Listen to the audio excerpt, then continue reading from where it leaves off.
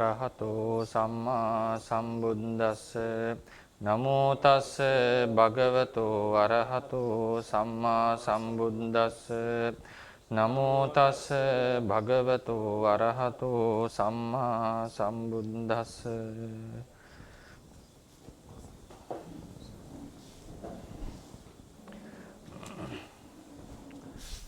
ගෞරවනීය ස්වාමීන් වහන්සේලා වරක් ප්‍රමුඛ මහා සංඝරත්නයන් අවසරයි. අපි අද දවසේදී විශේෂ මාතෘකාවක් තමයි පටන් ගන්නෙ. අපි මේ වෙනකල් පරමාර්ථ කියන මාතෘකාව යටතේ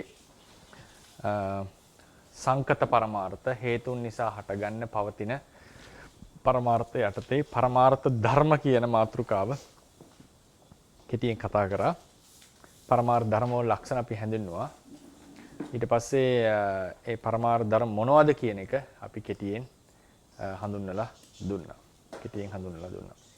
ඉතින් ඒ කියන්නේ චිත්තචෛසික රූප ටික අපි කෙටියෙන් දවස් කිහිපයකින් සමහර විශේෂ ලක්ෂණ සහිතව කතා කරන්නට යෙදුනා. අපි අවසානයේදී ඒ පරමාර්ථ ධර්ම කියන කොටාසය වෙන් කළා වෙනවා chart එකේදී.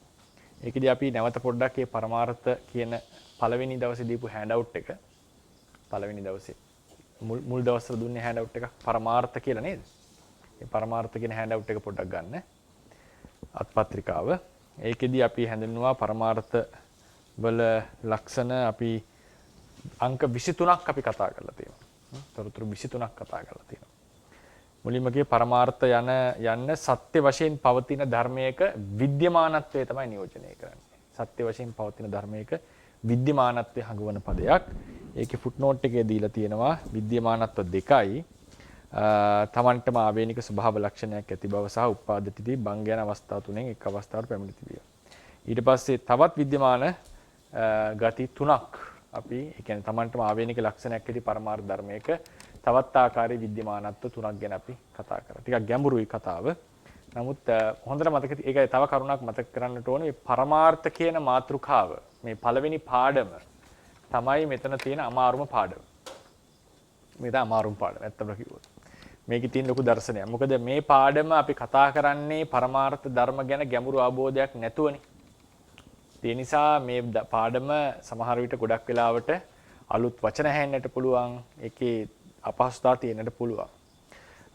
ඉදිරි රූපය කියන මාතෘකාවට ඊට පස්සේ චිත්තචෛසික කියන මාතෘකාවලට කර්මය වගේ මාතෘකාවලට ආවම අපි මේ දේවල් ඊටාම දීර්ඝව කතා කරන්න බලාපොරොත්තු වෙනවා. ගොඩක් දීර්ඝව කතා කරන්න බලාපොරොත්තු වෙනවා. මෙතනදී මේ පරමාර්ථ කියන එක සැකවින් තමයි හඳුන්වන්නේ. මේ සැක මේක නිකන් හිතාගන්න මේ හැඳින්වීමක් නැත්නම් ඉන්ට්‍රොඩක්ෂන් එකක් වගේ තමයි අපේ මුළු පාඩම් මාලාවටම. ඒ නිසා ඒකෙදී සමහර වෙලාවට සමහර දේවල් ගොඩාක් විස්තර කරන්නට අපිට හැකියාවක් නැහැ. ඒ නිසා කෙටියෙන් තමයි සාමාන්‍ය විස්තර වෙන්නේ. තව දැනුම එකතු වෙන්නට ඒවා තව තවත් පැහැදිලි වේවි. ඒකට සත්‍ය වශයෙන් පවතින ධර්මයක විද්‍යමානත්වය තමයි පරමාර්ථ කියන වචනයෙන් අපි හඳුන්වන්නේ. ඊට පස්සේ අපි කිව්වා පරමාර්ථ ස්වභාවය බොහෝ සෙයින් ෂඩ්ඉන්ද්‍රියට ගෝචරයි. ඒවා දැනගන්නට පුළුවන්. සමහර ඒවාට ප්‍රහාණය කරන්නට ඕනේ. සමහර ඒවාට පත් වෙන්නට ඕනේ. නේද? පරමාර්ථවල අවස්ථා අපි කතා කරා. ඒ කියන්නේ ඒවා කොහොමද අපි මේවා කරන්නේ? ඒවා සංගවිච්ච දේවල් නෙවෙයි. අර ග්‍රීක දාර්ශනිකයා කියපු වගේ සංගවිච්ච දෙයක් නෙවෙයි. මේක ප්‍රායෝගිකව අත්දකින්න පුළුවන් එකක් තමයි පරමාර්ථ කියලා කියන්නේ.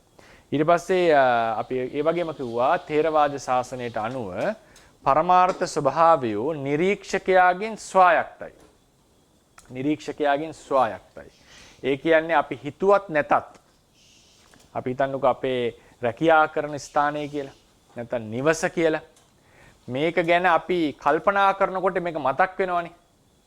ඒ මතක් වෙනකොට ඒක හිතේ ඇති වෙච්ච දෙයක් විතරක් නෙවෙයි. ඒ රැකියා ස්ථානයේ නිවස ඇත්තටම මේ වෙලාවේ විද්‍යමානයි.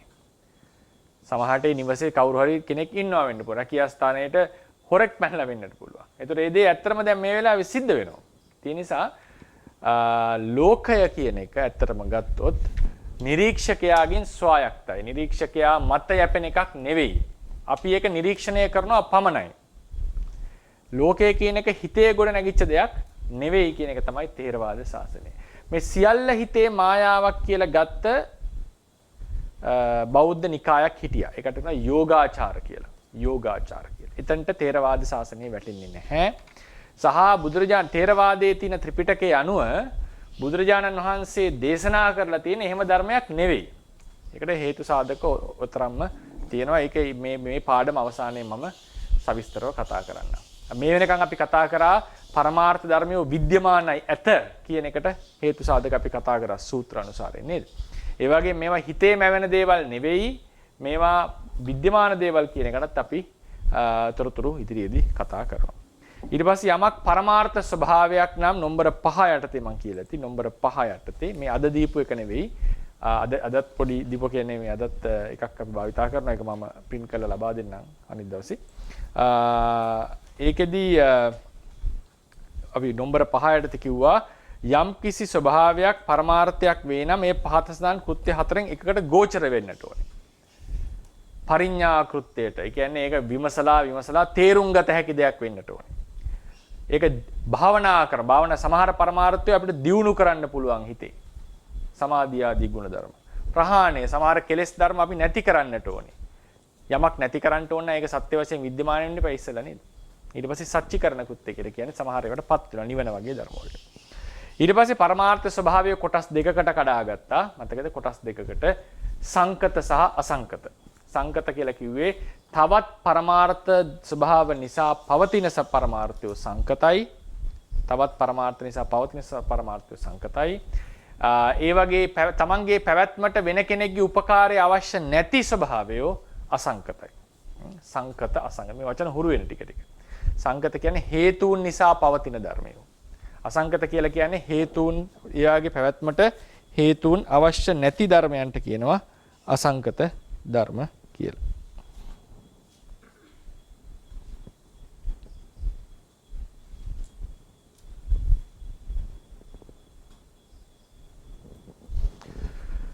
ඊළඟට මේ සංකත පරමද අපි chart එකට ගියොත් අපි ඉස්සෙල්ලාම ලිව්වේ පරමාර්ථ කියන එක කොටස් දෙකකට කැඩුවා. සංකත පරමාර්ථ අසංකත පරමාර්ථ. සංකත පරමාර්ථ කියලා කියන්නේ සමහර ධර්ම පවතින්නට අන් අයගේ අන් ධර්ම වල උපකාරය අවශ්‍යයි. ඒවල උපදින්නට පවතින්නට. අසංකත කියලා කියන්නේ එහෙම අවශ්‍ය නැහැ. ඒ සංකත පරමාර්ථ යටතේ අපි ධර්ම හතරක් කතා කළා. පරමත්ත ධම්ම ඊට පස්සේ උපාදිනෝ ධම්ම පාලි වචන තියෙන්නේ උපාදිනෝ ධම්මා කියලා. ඊට පස්සේ පරමත්ත ජාතික අනිත් එක අනුප්පන්න ධම්ම. ඔය තමයි හතර.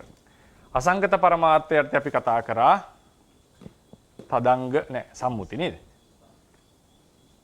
සම්මුති නිබ්බාන ඊට පස්සේ තදංග නිබ්බාන තුන තමයි වික්ඛම්බන නිබ්බාන සමුච්ඡේද නිබ්බාන ඊට පස්සේ නිස්සරණ නිබ්බාන. හරිනේ? ඉතින් අපි ඉදිරි දින කතා කරනවා. දැන් සම්මුති නිබ්බානයි කියලා කියන්නේ අපි හිතමු අපිට ප්‍රශ්න තියෙනවා කියලා ජීවිතවල. ඒ ප්‍රශ්න වලින් නිදහස් වෙලා ඉන්න අවස්ථාවක් ගැන තමයි සම්මුති නිබ්බානයි කියලා කියන්නේ. තදංග නිබ්බානයි කියලා කියන්නේ අපේ කෙලෙස් ධර්ම සංසිඳනවනේ අපේ හිතේ. කෙලෙස් යටපත් කරගන්න ඕනේ. ඒක තදංග නිර්වාණය කියලා. වික්ඛම්බන නිර්වාණය කියලා කියන්නේ ධ්‍යාන මට්ටමින් කෙලෙස් යටපත් කරාම ඇති කරගන්න නිර්වාණයට. සමුච්ඡේද නිර්වාණය කියන්නේ මාර්ගඵල අවස්ථාවේ මාර්ග වලින් කෙලෙස් කපනවනේ. ඒ වෙලාව ඇති වෙන නිර්වාණය. ඒ වෙලාව අපි අධිගමනය කරන නිර්වාණය. නිස්සරණ නිර්වාණය කියලා කියන්නේ ඒ අපි විශේෂයෙන්ම ස්කන්ධයන්ගෙන් තොර වූ අවස්ථාව. මේ දෙකම එකක් ඇත්තටම. ඒක ගැඹුරින් විස්තර කරන්න ඕන කොහොමද මේ දෙක එකක් වෙන්නේ කියලා. මේ තුන අපි එදිනෙදා විශේෂයෙන් සාමාන්‍යයෙන් එදිනෙදා ජීවිතයේ අත්දකින්නට පුළුවන් අවස්ථා දෙකක්. ඉතින් අපි මේ වෙනකොට පරමත් මේවා එකටත් අපි අත ගැහුවේ නෑ තාම. පරමත්ත ධම්ම කියන මාතෘකාව යටතේ පරමත්ත ධම්ම කියන එක යටතේ අපි කතා කරා මතක ඇති නේද? චිත්තය චිත්ත එකක් ලෙස ගත්තා. චෛතසික හිතේ හටගන්න ධන 52යි. ඊට පස්සේ රූප 18යි. මේ පරමාර්ථ ධර්ම යටතේ අපි ටිකක් විස්තර සහිතව දීර්ඝව නෙවෙයි යම් විස්තරයක් සහිතව ඒ පරමාර්ථ ධර්මය හැඳින්වුවා. චිත්ත චෛතසික රූප යටතේ. දැන් අපිට තියෙන්නේ මේ උපාදිනෝ ධම්මා කියන එක කතා කරන්න. අද අපි කරන්නේ උපාදිනෝ ධම්මා කියන මාතෘකාව කතා කරන්නට. එතකොට ඒක තමයි අපි මේ හෑන්ඩ් අවුට් එකේ විස්තර කරලා තියෙන යම් පරමාර්ථ ධර්මයක් තවත් හේතුන් නිසා පවතින එක සංකතයි. හේතු පවතීමට හේතුන්ගේ අවශ්‍ය නැත්නම් ඒක අසංකතයි. ඒ සංකත පරමාර්ථය යටතේ කොටස් හතරක් තිබුණා. පරමත්ත ධම්ම, උපාදිනෝ ධම්ම, පරමත්ත ජාතික, අනුප්පන්න ධම්ම. ඒ වචන හුරු කරගන්න. අලුත් වචන වෙන්නට පුළුවන්. ඒ වචන හුරු වෙන්නට ඕනේ. මොකද අපි සාමාන්‍යයෙන් ධර්මයේ කතා කරනකොට pāli භාෂාවෙන් තොරව කතා කරන්න අමාරුයි. මොකද ථේරවාද ධර්මය ලේඛනගත වෙලා තියෙන්නේ අපි සංරක්ෂණය වෙලා තියෙන්නේ pāli භාෂාවෙන්. pāli භාෂාව නැති වුණොත් ඒක හරි අමාරුයි. දැන් ඉංග්‍රීසියෙන් ලියවිලා තියෙන දෙයක් ඉංග්‍රීසි නැතුව ඉගෙන ගන්නවා කියන එක අමාරුයි. ඒකෙන් කියවෙන්නේ නෑ මේ මොනවද භාවනාවේ අවබෝධය ලබන්නට සිංහලෙන් ඉගෙන ගත්තට බැහැ කියන එක නෙවෙයි මම මේ කියන්නේ. ගැඹුරින් අධ්‍යයනය කරනවා නම් pāli භාෂාව අත්‍යවශ්‍ය අවදේ. ඒ නිසා මේ වචන වගේ හුරු වෙන්න බලන්න. පරමත්ත ධර්ම, පරමත්ත ධම්ම, උපාදිනෝ ධම්ම, පරමත්ත ජාතික, අනුප්පන්න ධම්ම. හරිනේ? එතකොට එදා දීපු පළවෙනි හෑන්ඩ් අවුට් එකේ දෙවෙනි පිටුවේ ඒ අත්පත්‍රිකාවේ අපි කියනවා සංකත පරමත්ත ධර්මවල ලක්ෂණ, පරමත්ත ධම්මවල ලක්ෂණ. මෙන්න මේකේ ලක්ෂණ තමයි අපි මෙච්චර කල් කතා කරේ. මොනවද? පරමාර්ථ ධර්මයක් කියන්නේ තමන්ටම ආවේනික වූ ලක්ෂණයක් ඇති ධර්මයක්. තමන්ටම ආවේනික ලක්ෂණයක් තියෙනවා. පඨවි ධාතුවේ තියෙන ගතිය තමයි තද ගතිය. පඨවි ධාතුවේ ලක්ෂණය තමයි තද ගතිය. ආපෝ ධාතුවේ ලක්ෂණය තමයි ඇලෙන, බැඳෙන, වැగిරෙන, පැතිරෙන ස්වභාවය. ඒත් පඨවි ධාතුව තියෙනවා තමන්ට ආවේනික ලක්ෂණයක්, ආපෝ ධාතුව තියෙනවා තමන්ට ආවේනික ලක්ෂණයක්. පඨවි ධාතුව ඒ ලක්ෂණය වෙනස් කරගන්නේ නැහැ. පඨවි ධාතුවේ ලක්ෂණය ආපෝ වෙන්නේ නැහැ. ආපෝ ධාතුවේ ලක්ෂණය පඨවි වෙන්නේ නැහැ. ද්වේෂයේ ලක්ෂණය ලෝභය වෙන්නේ නැහැ. ලෝභයේ ලක්ෂණය ද්වේෂය වෙන්නේ නැහැ. ද්වේෂයට තියෙන අනන්‍ය ලක්ෂණයක්. ලෝභයට තියෙන අනන්‍ය ලක්ෂණයක්. ප්‍රීතියට තියෙන අනන්‍ය ලක්ෂණයක්. ඉතින් මේ වගේ මේ චිත්ත චෛතසික රූප කියන පරමාර්ථ ධර්මයන්ට තමන්ට ආවේනික ලක්ෂණ තියෙනවා. ඒක පරමාර්ථ ධර්මයක ස්වභාවය. ඒ වගේම මේ ධර්මය හට ගන්නවා. හටගන්නේ තවත් ධර්ම සමග නිකන් තනියම නෙවෙයි පවතින්නේ. තවත් ධර්ම සමග හට ගන්නවා. ඒකත් පරමාර්ථ ධර්මයක ලක්ෂණ. ඒක තමයි නම්බර 8 කියලා තියෙන්නේ. පරමාර්ථ ධර්මයක් යනු තමන්ටම ආවේනික වූ ලක්ෂණයක් ඇති තවත් සහජාත ධර්ම සමග හට ගන්නා වූ ධර්මයකි. හරි තමන්ටම ආවේනික ලක්ෂණයක් තවත් සහජාත. සහජාත කියන එකේ තේරුම මොකද්ද? එකට හට ගන්න කියන එක. වචන තේරෙන්නේ නැත්නම් ලියා ගන්න. එකට හට ගන්න සහජාත කියන එකේ තේරුම. සහජාත ධර්ම සමග හට ගන්නා වූ ධර්මයක. දැන් උදාහරණයකට කියන්නේ සිත කියන එක කවදාවත් තනිව හටගන්නේ නැහැ.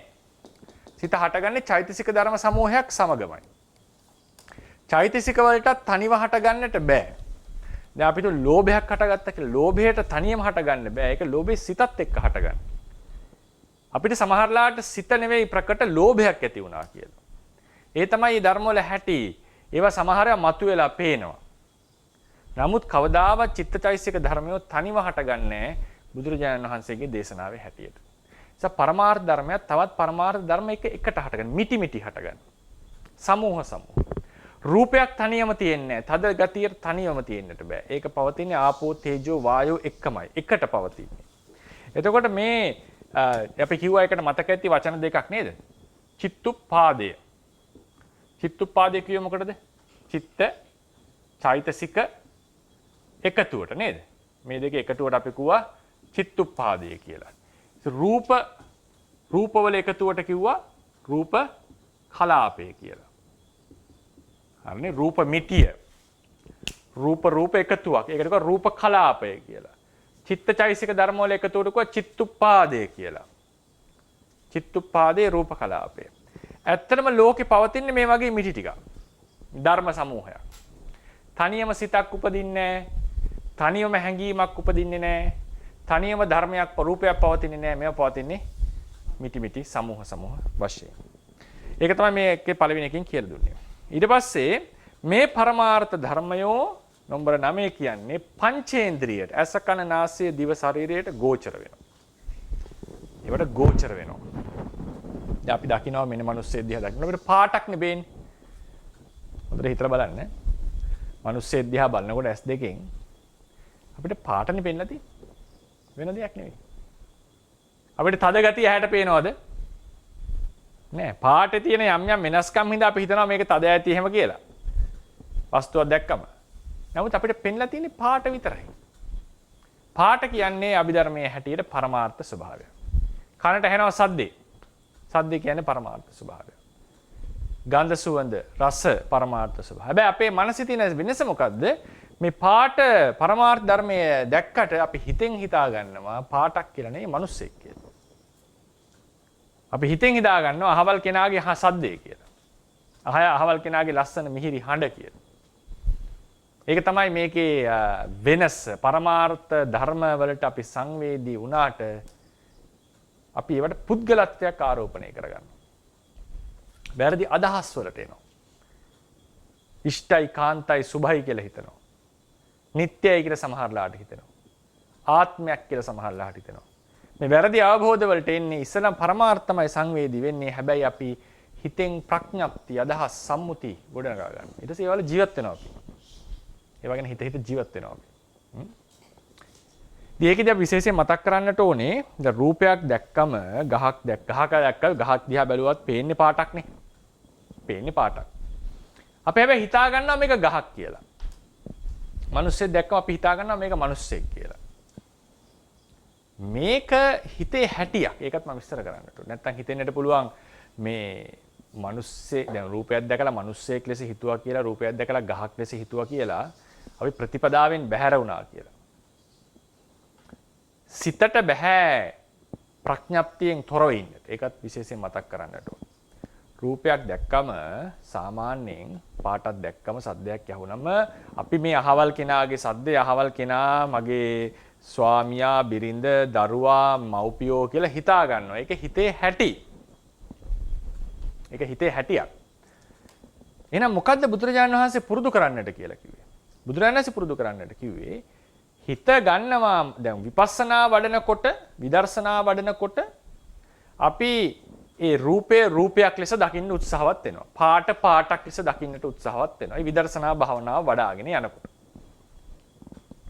හැබැයි හැමතිස්සෙම රූපයක් පාටක් සද්දයක් ලෙස දැනගන්නවා කියලා එකක් වෙන්නේ නැහැ. ඒක රහතන් වහන්සේටවත් වෙන්නේ නැහැ. ඒ නිසා තමයි උන්වහන්සේ බුදුරජාණන් වහන්සේ දකින්නේ මේ සාරිපුත්‍ර මේ මොග්ගල්ලාන. නේද? නැත්නම් රූප විතරක් දැක්කම රූප පාට දෙකක් කියලානේ පේන්න ඕනේ. නේද? සද්දයක් ඇහුනම සද්දයක් විතරක් කියලානේ උන්වහන්සේ හිතන්නේ. නමුත් උන්වහන්සේට තේරෙනවා මේ සාරිපුත්‍ර මොග්ගල්ලාන කියලා. ඒ නිසා මේ රූපයක් දැක්කම පරමාර්ථයක් දැක්කම අහවල් පුද්ගලයා අහවල් දේ කියලා හිතූ පමණින් ඔබ ප්‍රතිපදාවෙන් බැහැර වුණා නෙවෙයි. ඒක විශේෂයෙන් මතක් කරන්නට ඕනේ. පුහුණු වේදෙනකොට අපි පරමාර්ථ ධර්මයක් ලෙස තේරුම් ගන්නවා. ඒක විදර්ශනාවේ හැටි. එහෙම වුණා කියලා අපි හිතමුකෝ ගහක්, ඒ කියන්නේ පාටක් දකින්නකොට අපි ගහක් කියලා තේරුම් ගත්තා කියලා. එතන උපාදාන වගේ දේවල් රැස් වෙනව නෙවෙයි. ඒක මම විස්තර කරන්න ඉදිරියේදී. ප්‍රඥප්තිය පරමාර්ථය දැකලා ප්‍රඥප්තියක් ඇති කර ගැනීම හිතේ හැටියක්. වරද වෙන්නේ ඒක තුල බැසගෙන විශ්වාසයට පැමිණිලා මේක ආත්මයක් මේක සැපක් වාදී ලෙස වැරදි හැඟීම් වලට පැමිණීම තමයි ප්‍රශ්නේ. භාවනා කරනවා කියලා කියන්නේ ඒ භාවනා කරන කාල පරිච්ඡේදයේදී අපි රූපයක් ලෙස ශබ්දයක් ලෙස බලනවා නැවත. අනිත් වෙලාවේදී අපි එන සම්මුතිය ලෙස පිළිගන්නවා. හැබැයි වෙනසක් තියෙනවා. භාවනාව වඩලා මේ සත්‍ය අවබෝධ කරගත්ත කෙනෙක් සම්මුතිය කතා කළත් සම්මුතිය ගැන හිතුවත් ඒක හරියට නෙළුම්පතේ දිය බිඳ වගේ. ඒක එක්ක බැඳෙන්නේ නැහැ, ඇලෙන්නේ නැහැ. අනිත් කෙනා මම කියලා මගේ දෙමව්පිය ආදිරස කියනකොට ඒක කෙලස් බරිතවයි කතා කරන්නේ. ඒක විශේෂ දෙයක්. එතකොට අපි සාමාන්‍යයෙන් අපේ ස්වභාවය එතන කෙලෙසට යනවා. ඒක හැටියක්. සාමාන්‍යයෙන් එතන ස්වභාවයට යනවා. එතන මොකද්ද කරන්නට තියෙන්නේ? විදර්ශනා භාවනා වඩන අතරතුරේදී පරමාර්ථ ධර්ම ලෙස නැවත මෙනෙහි කරගෙන ගියාට පස්සේ එදිනෙදා ජීවිතය ගත කරන කොටත් ප්‍රඥප්තිය අරමුණු කළත් යම් අවබෝධයක් ඔහු තුල තියෙනවා. අර හොඳම උදාහරණයක් තියෙනවා. දැන් ඔන්න පවුලක අම්මයි තාත්තයි දුවයි ඉන්නවා. තාත්තා මිය යනවා. දුවට බහ තේරෙන වයසේදී. දුවට තේරෙන වයසේදී මම මිය යනවා. තාත්තා මිය යනවා. අම්මා වෙන තාත්තෙක්ව අරන් එනවා. වෙන කසාදයක් බඳිනවා. දැන් මේ දුව ඒ අලුත් මහත්මයාට ස්වාමියාට කියන්න ඕනේ කොහොමද ඥාතිත්වයේ හැටියට? තාත්තා කියලා. නේද? තාත්තා කියලා. එයා ඒක කියනවනේ. හැබැයි යා හොඳටම දන්නවා මේ මගේ නියම තාත්තා නෙවෙයි කියලා. ඒ වගේ රහතන් වහන්සේ සම්මුති ලෝකේ ජීවත් වෙනවා. නමුත් ඔහුට අවබෝධයක් තියෙනවා අනිත් අය වගේ බැසගෙන විශ්වාස කරමින් මේ පුද්ගලයෙක් ජීවත් වෙනවා ආත්මයක් ඉන්නවා මේක ඉෂ්ට දෙයක් සුබ දෙයක් කියන අර මුලාව උන්වහන්සේගේ හිතේ ඇති වෙන්නේ නැහැ.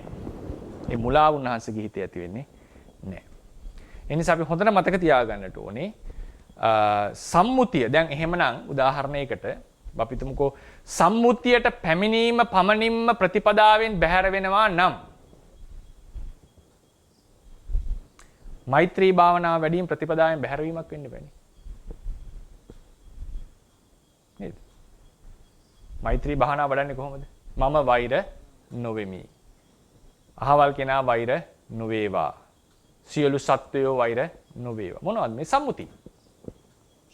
බුදුරජාණන් වහන්සේට මහා කරුණාව උපදින්නේ ස්කන්ධ කෙරෙහිද සත්වයෝ කෙරෙහිද? සත්තේසු මහා කරුණං ඔක්කමදනේ.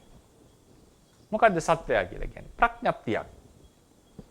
ඒ නිසා ප්‍රඥප්තිය ගත්ත පමණින් ප්‍රතිපදාවෙන් බැහැර වෙන්නේ නැහැ. එහෙමනම් කියන්නනවා තව විශේෂ එකක්. විදර්ශනා වඩන කෙනාට මෛත්‍රිය වඩන්නට එපා. මෛත්‍රිය විතරක් වැඩිම තුල පස්සේ දෘෂ්ටියක් ඇති වෙන්නට පුළුවන් සත්වයක් ඉන්නවා කියලා එක වෙනම කතාවක්. එයාගේ නොදැනුවත්කම. ඒ නිසා කිව්වේ දිට්ඨින්ච අනුපගම්ම සීලවා මෛත්‍රී වඩන කෙනා දෘෂ්ටියට පැමිණෙන්නේ නැතුව එතනින් ඉදිරියට යනවා. ඒ අදහස් කරේ සමහර කෙනෙක්ට ඒ අවුලට යන්නේ නැතුව හරියට ඉන්නට වෙනවා.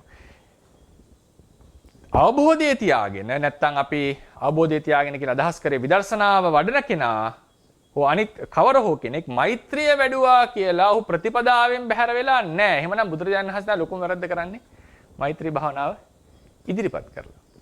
ඒ නිසා මතක තියාගන්නට ඕනේ. සම්මුතිය අරමුණු කළ පමණින් ඔබ ප්‍රතිපදාවෙන් බැහැර වෙනවා නෙවෙයි. පරමාර්ථය පරමාර්ථය ලෙස අවබෝධ කරාම පරමාර්ථය ලෙස අවබෝධ කරාට පස්සේ සම්මුතිය අරමුණු වුණා කියලා සම්මුතිය අරමුණු කළා කියලා ප්‍රතිපදාවෙන් බැහැරවන්නේ නැහැ. ඒ වගේම විදර්ශනා වඩන යෝගියා විදර්ශනා නොවඩන කාලයේදී සම්මුතියේ තමයි ජීවත් වෙන්නට වෙන්නේ. ඒක රහතන් වහන්සේත් ඒ විදිහේ ජීවත් වෙනවා. ඒ නිසා ගහක් ලෙස දැකීම පුද්ගලයෙක් ලෙස දැකීම කියන පමණින් ඔබ ප්‍රතිපදාවෙන් බැහැර වුණා නෙවෙයි. ඔබ යම් දවසක දිගින් දිගට කාලෙන් කාලට විදර්ශනා වඩනවා නම් ස්කන්ධයෝ ලෙස ආයතන ලෙස ඒ වඩාගෙන යන ශක්තිය ඔබ එදිනදා ජීවිතය ගත කරනකොට සම්මුතියේ ජීවත් වුණත් ඒකේ ඒ තමන්ගේ දියුණුවට බලපාන්නේ නැහැ ලොකුවට. ඒ නිසා කරන්නට තියෙන්නේ දිගින් දිගට හැකි පමණ වේලා විදර්ශනා වඩාගෙන යන්නට ඒ වෙලාවට සම්මුතිය පිළිබඳව තියෙන වැරදි අවබෝධය දුර වෙලා යනවා. ඊට පස්සේ සම්මුතිය අරමුණු කළත් ඔහු කිසිදු දෝෂයකට පත්වන්නේ නැහැ. උදාහරණයකට පුද්ගලයෙක් පිළිබඳව තියෙන අරමුණ. අහවල් කෙනා පුද්ගලයෙක් මේ මම කියන අරමුණට කියනවා අත්ත් ඡායාව කියලා. ආත්ම ඡායාව. ආත්ම ඡායාව දෘෂ්ටිසිතට අරමුණු වෙනවා. මානසිතට අරමුණු වෙනවා. ඒ අත්ත් ඡායාවෙන් තමයි මම අනිත් අයට වඩා උසස් කියලා හිතාගන්නේ. ඒ අත්ත් ඡායාව ද්වේෂසිත අරමුණු වෙනවා. මට අහවල් දේ කරා මට මේ දේ කළා. ඒ අත්ත ඡායාව කුසල සිතට අරමුණු වෙනවා. මේ අහවල් කෙනා සුවපත් වේවා, නිදුක් වේවා, මම වෛර නොවෙමි. මගේ සීලය උසස්. මගේ සීලය අඛණ්ඩයි, පිරිසුදුයි. කියලා අපි සතුට වෙනවා අපි ගැනනේ. මේ අත්ත ඡායාව අරමුණු වෙනවා කුසල හිතට. බුදුරජාණන් වහන්සේ කියන්නේ මම හා සමාන කෙනෙක් ලෝක ධාතුවක නැහැ. මොකද්ද මේ මම හා සමාන කෙනෙක්? මේ ස්කන්ධයන් හා සමාන කෙනෙක් ලෝක ධාතුව වල නැහැ කිව්වේ නේ. නැත්ති මේ පටිපුග්ගලෝ මහා සමාන කෙනෙක් නෑ. ඒතර මේ හැම තැනකම ක්‍රියාසිතට, කුසල සිතට, අකුසල සිතට හැම එකටම අත්ත ඡායාව අරමුණ. අත්ත ඡායාව කියලා කියන්නේ පුද්ගලයා කියන සම්මුතිය අදහස. ඒක එක ගනුදෙනු කරන විදිහයි අපි දැනගන්නට ඕනේ. ඒ ගනුදෙනු කරන විදිය අත්ත ඡායාව එක්ක කරලා හරියන්නේ නැහැ. ඒක කරන්නට ඕනේ මේ ආත්මයක් ලෙස පෙනී සිටියේ කවුද? පරමාර්ථ ධර්මයෝ කියන එක විදර්ශනා කරන්නට ඕනේ. විදර්ශනා කරන්න ඕනේ කලින් කලට නිතර අපි එදිනෙදා ජීවිතයේදී විදර්ශනා නොකරන අවස්ථාවලදී ආත්ම ඡායාව ගත්තා කියන එක බාධාවක් වන්නේ නැහැ. මොකද මාර්ගඵලලාභීන් රහතන් වහන්සේ පවා ඒ සම්මුති ලෝකේ ජීවත් වෙන නිසා. ඒ නිසා මම ඒකත් විශේෂයෙන් මතක් කරන්නට ඕනේ. පරමාර්ථ ධර්මයෝ අපේ සිතට අරමුණු වෙනවා. අපි තමයි හිතෙන් සම්මුතිය ගොඩනගා ගන්නේ. ඒ සම්මුතිය ගොඩනගා ගන්නවා කියන එක තුල සමහර විට වැරදි අර්ථකථනයක් යන්නට පුළුවන්. සම්මුතිය හිතෙන් අරමුණු කිරීම පමණින් ඔබ ප්‍රතිපදාවෙන් බැහැර වුණාද කියන එක. එහෙම එකක් නෙවෙයි ථේරවාද බුදුදහමේ තියෙන මාර්ගය. ඉතින් ඊළඟට මේ ධර්මයෝ තවදුරටත් බෙදාවෙන් කරන්නට බෑ කියලා කිව්වා. අපි බෙදාගෙන යනකොට මේ බාහිර ලෝකය මේසයක් වෙන්නට පුළුවන්, පුද්ගලයෙක් වෙන්නට පුළුවන්, නුවණින් බෙදාගෙන යනකොට තවදුරටත් බෙදිය නොහැකි ධර්ම වලට පැමිණෙනවා. ඒ ධර්ම වලට කියනවා පරමාර්ථ ධර්ම කියලා. නේද? තද ගතිය කියන එක බෙදන්නට බෑ. රූප කලාපය කියන එක කියන්නේ රූපවල මිටියක්. ඒක කියන්නේ තද ගතිය තවදුරටත් බෙදන්නට බෑ. තේජෝ ගතිය බෙදන්නට බෑ. සිත කියන එක බෙදන්නට. පුද්ගලයා කියන එක බෙදාගෙන යන්න පුළුවන්. පුද්ගලයා කියන එක අදහසක්. බෙදන් යනකොට පේනවනේ මේ ඇස කන නාසය දිව ශරීරය මේ ශරීර අවයව එකතු වෙලා තමයි පුද්ගලයා කියන කෙනා අපි හිතෙන් හදලා තියෙන්නේ. මේ සැබෑ පුද්ගලයෙක් නෑ එතන. පවතින්නේ ශරීර අවයව ගොඩක් විතරයි. ඒකට බෙදාගෙන යනකොට නැති වෙනවනේ දේවල් නේද? ඒ නැති වෙන දේවල් පරමාර්ථ නෙවෙයි. ඒවා හිතෙන් ගොඩනගාගත්ත දේවල් විතරයි. මේසය කියන එක ලී අවකාශයේ යම් ක්‍රමයකට තියෙනකොට හිතෙන් හදාගත්ත දෙයක් මිසක් මේසය කියලා දෙයක් නැහැ. එතකොට මේසය විමසනකොට මේසය හිතෙන් අතුරුදහන් තේරෙනවා. මේසය කියලා දෙයක් නැහැ. ලී ටිකක් විතරයි තියෙන්නේ. ලී ටිකත් බෙදාගෙන යනකොට අංශු ගොඩකට එනවා. ඒ අංශු වලත් පරම අංශුවට ඇවිල්ලා. ඒක රූප කලාපය ලෙස හඳුන්වනවා. පරම අංශුවට මේක තවදුරටත් කායිකව බෙදන්නට බෑ. ප්‍රායෝගිකව බෙදන්න. හැබැයි නුවණින් අපිට තේරෙනවා මෙතන තියෙන්නේ ධාතු හතරක එකතුවක් කියලා. ඒ ධාතු හතර තද ගතිය, ඇලෙන බැඳෙන වැగిරෙන ගතිය, උෂ්ණ ගතිය තවදුරටත් බෙදන්නට බෑ. ඒ වගේ බෙදිය නොහැකි දේවල් වලට පරමාර්ථ ධර්ම කියලා කිව්වා අපි. ඒ පරමාර්ථ ධර්මිය හට ගන්නවා, Tamanටම ආවේනික ලක්ෂණ තියෙනවා, තවදුරටත් බෙදා ගන්නට බෑ. ඉතින් ඒවන් පරමාර්ථ ධර්ම අපි කිව්වා චිත්ත චෛතසික රූප ලෙස හැඳින්වුවා. මම ටිකක් වේගෙන් ඒ ටික ඉවර කරන්නම්. ඒවට Tamanටම ආවේනික ලක්ෂණයක්, Tamanටම ආවේනික කෘත්‍යයක් තියෙනවා. ඒ අපි ඉස්සරහට එක පරමාර්ථය, සෑම පරමාර්ථයක්ම මේ පාඩමේ අපි කතා කරමු.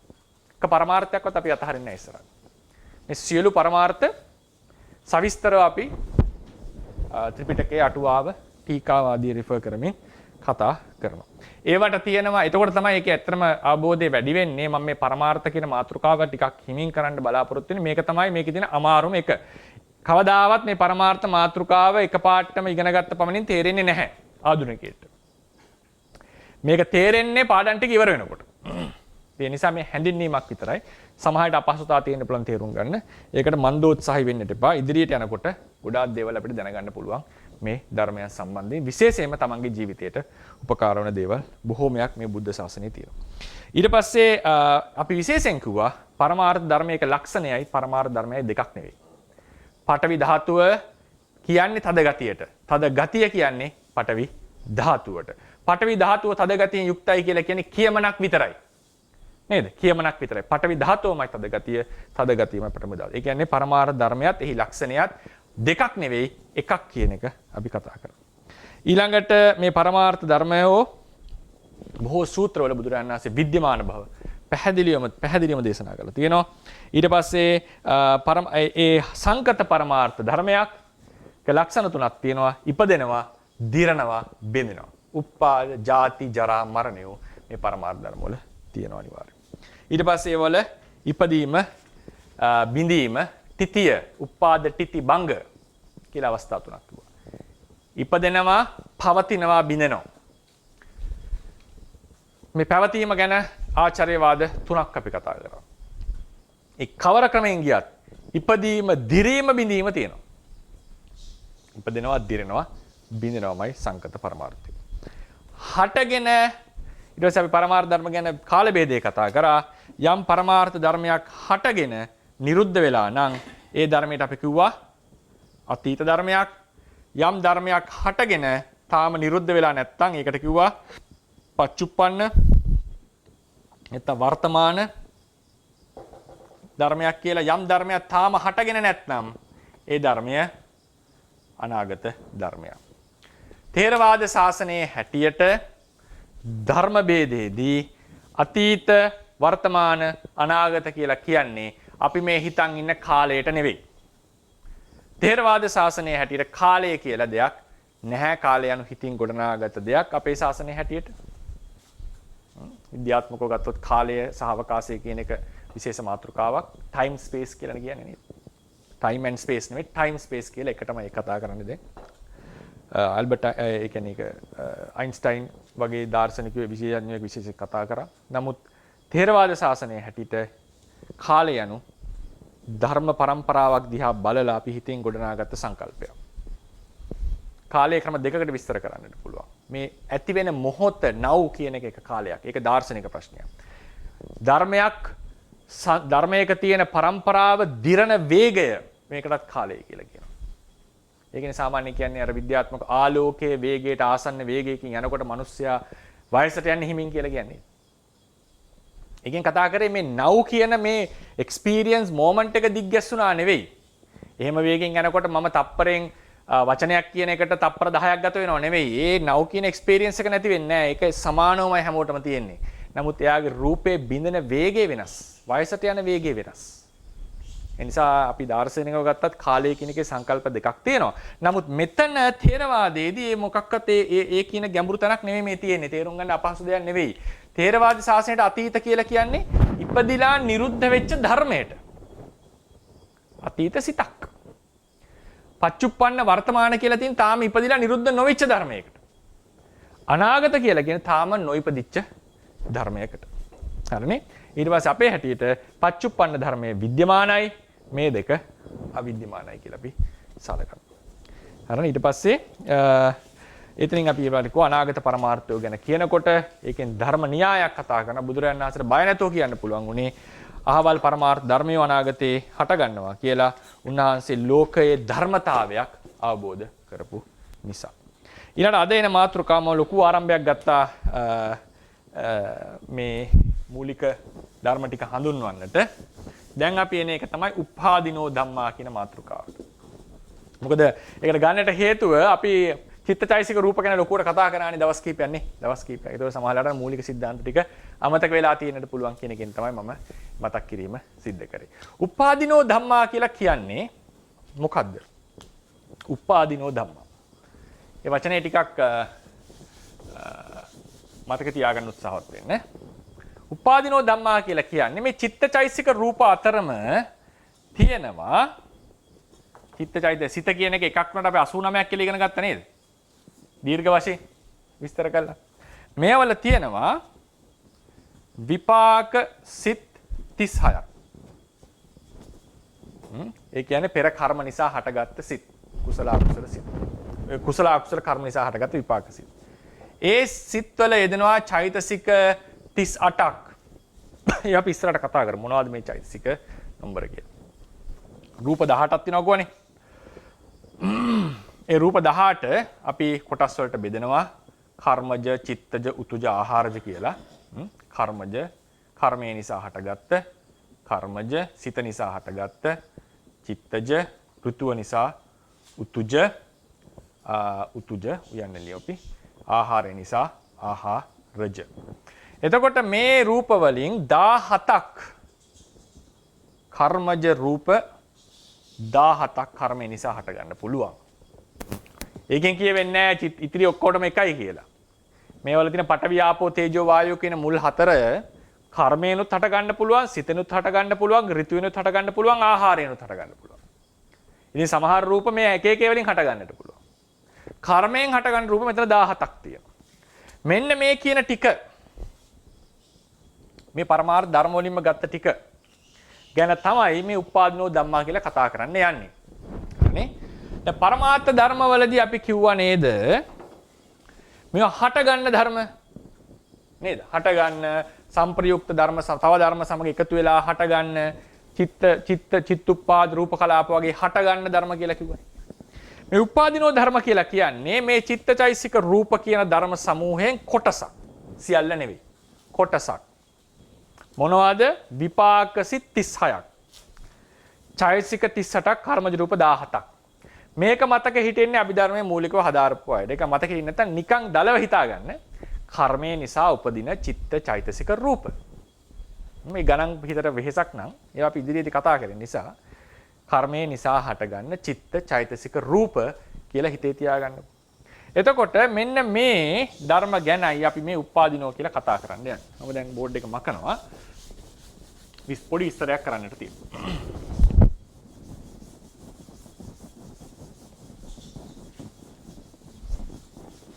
මේ හටගන්න විපාක චිත්ත චෛතසික දැනයි මේ කතා කරන්නට යන්නේ.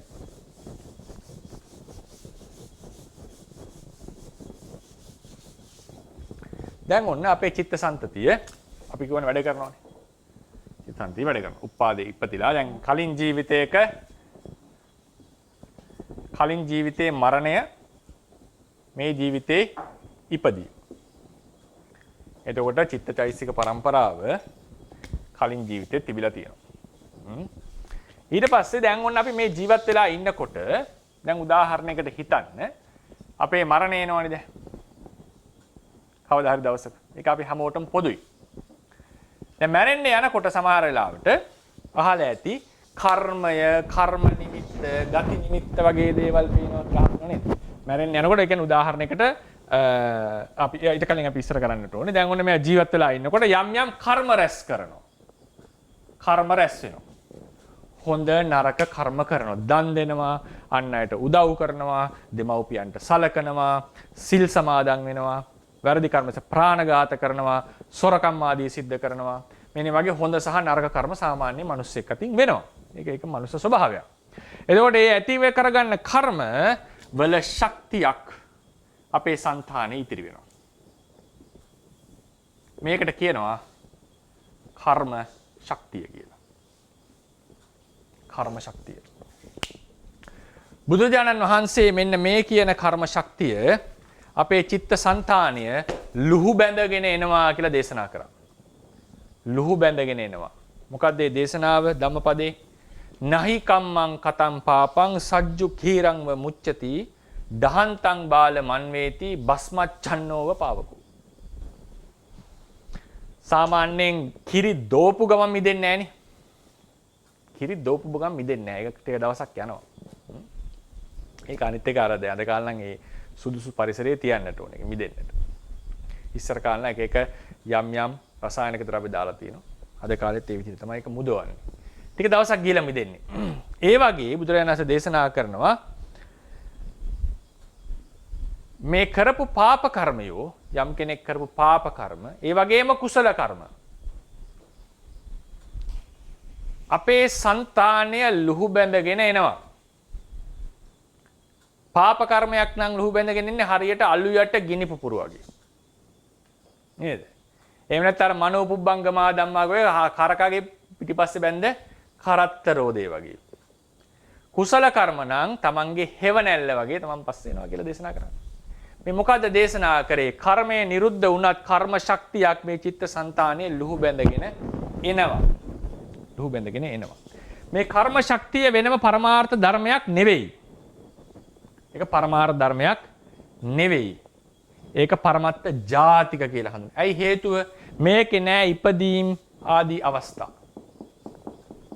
පරමාර්ථ ධර්මයක් වුණාම ඉපදෙන ධර්මයක් කියලා අපි කියන්නේ. ඉපදීම් ආදී අවස්ථා නෑ. මේ යනකොට ඔන්න මේ කර්ම ශක්තියෙන් ඔන්න එක කර්මයක් ඉදිරිපත් වෙනවා මරණාසන්නයේදී විපාකයක් ලබා දෙන්න. දැන් අපි හිතමු මේ වෙලාවේ දැන් කියලා. දැන් ඔන්න අපි හිතන්නේ මරණාසන්න වෙලා ඉන්නවා කියලා. මරණාසන්න වෙලා ඉන්නකොට මොකක් රහත් වෙලා නැත්තම් රහත් වෙලා නැහැ කියලා කිව්වේ අවිද්‍යා තෘෂ්ණා දුර වෙලා නැහැ. අවිද්‍යා තෘෂ්ණා දුර වෙලා නැති දා කර්ම ශක්තියට බලය ලැබෙනවා. මේ කියන රහතන් වහන්සේට මේක වෙන්නේ නැහැ. රහතන් වහන්සේ පුරාණ කර්ම තිබුණත් අවිද්‍යා තෘෂ්ණා නැති නිසා කර්ම විපාක දෙන්නේ නැහැ. කර්ම නැති වුණා නෙවෙයි රහතන් වහන්සේගේ. කර්ම වල ප්‍රතිසන්දි දීමේ හැකියාව නැතිලද. එතකොට කර්ම ශක්තිය ඔන්න රහත් නොවිච්ච කෙනාගේ විපාක දෙන්න ඉදිරිපත් වෙනවා. විපාක දෙන්න ඉදිරිපත් වෙනවා. මේ වෙලාවේනේ අර කර්මය, කර්ම නිමිති, ගති නිමිති එහෙම පේන්න පටන් ගන්නෙ. නේද? දැන් ඔන්න මේ කෙනා මේ වෙලාවේ දැන් තව ටික දවසක් ජීවත් වෙනවා කියලා හිතන්නකෝ. ජීවත් වෙලා මෙරිය යනවා. මේ වෙලාවේදී දැන් මේ කර්මය මතුවලා තියෙන්නේ විපාක දෙන්නට. මේක මෙහෙම අදින්න. කර්මය දැන් මතුවලා තියෙන විපාක දෙන්නට.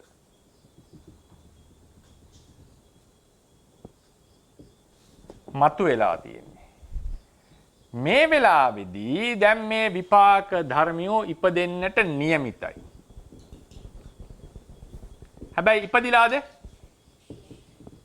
තාම ඉපදිලා නැහැ. ඉපදෙන්නට නියමිතයි. ඉපදිලා නැහැ. මෙන්න මේ කියන කර්මය අවස්ථා මේකට කියන අවකාශ ලැබීම කියලා මේ පොයින්ට් එකට. අවකාශ ලැබීම. කර්මයකට අවකාශයක් ලැබෙන්නේ නැතු විපාක දෙන්නට බෑ.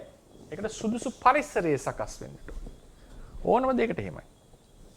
අවකාශ ලැබිලා දැන් ඔන්න විපාක දෙන්න ඉතිපත්. තාම විපාකේ පහළ වෙලාද?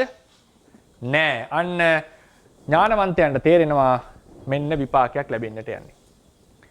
බුදුරජාණන් වහන්සේගේ දේශනාවේ හැටියට මේ විපාකය තාමත් ඉපදිලා නැති වුණත් ඉපදෙන්නට නියමිත නිසා මොකද හේතුව ඒ හේතු වෙන කර්මය අවකාශ ලබා තිබෙනවා. අවකාශ ලබා තිබෙන නිසා මේ උපදින්නට තියෙන විපාක චිත්ත චෛතසික රූප ධර්මයෝ විපාක චිත්ත චෛතසික රූප ධර්මයෝ සහ කර්මජ රූප ධර්මයෝ නැතයයි නොකිය යුතුයි.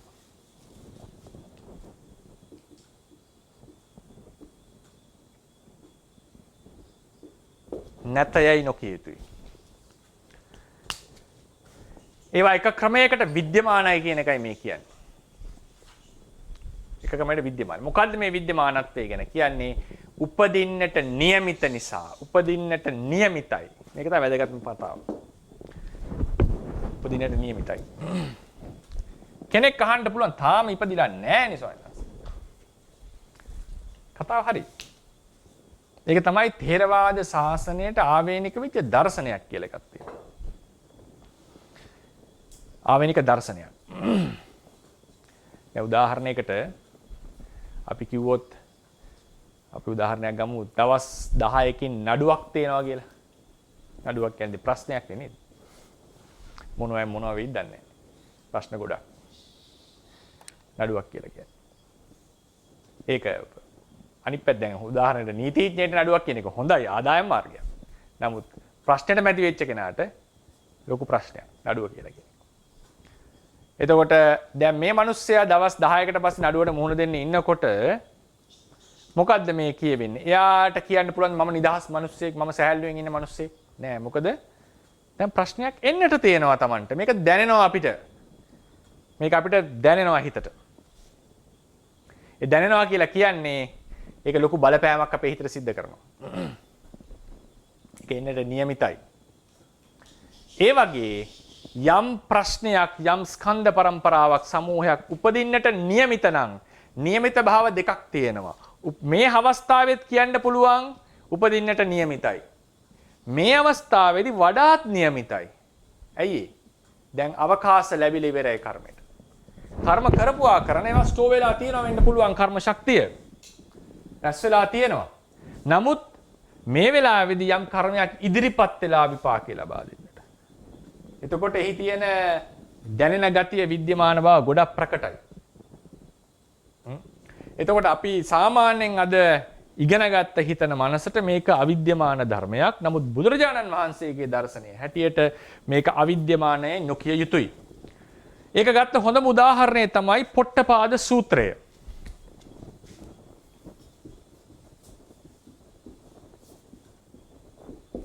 පොට්ටපාද සූත්‍රය දීඝනිකාය.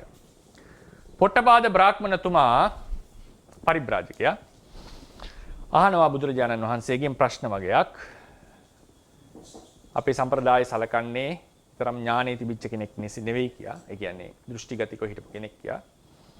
එතුමා ප්‍රශ්න අහනකොට එතුමා අහනවා අරූපී ආත්මයක් ගැන. බුදුරජාණන් වහන්සේ කියනවා අරූපී ආත්මයක් තියෙනවා. ආත්ම වර්ග තුනක් තියෙනවා. රූපයක් සහිත රළු ආත්ම භාවයක්, මනෝමය ආත්ම භාවයක්, බ්‍රහ්මය වගේ අය. අරූපී ආත්ම භාවයක්, රූපයක් ඇත්තේ නැති ආත්ම භාවයක්.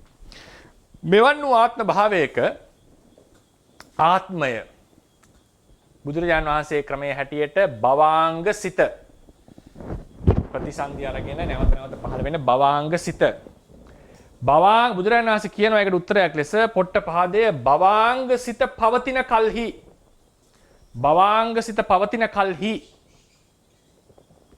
වෙනත් සිතක් මම මේ සරල කරලා මේ කියන්නේ වෙනත් සංඥාවක් වෙනත් සිතක් ඉපදවා වෙනත් සිතක් නිරුද්ධ වෙනවා.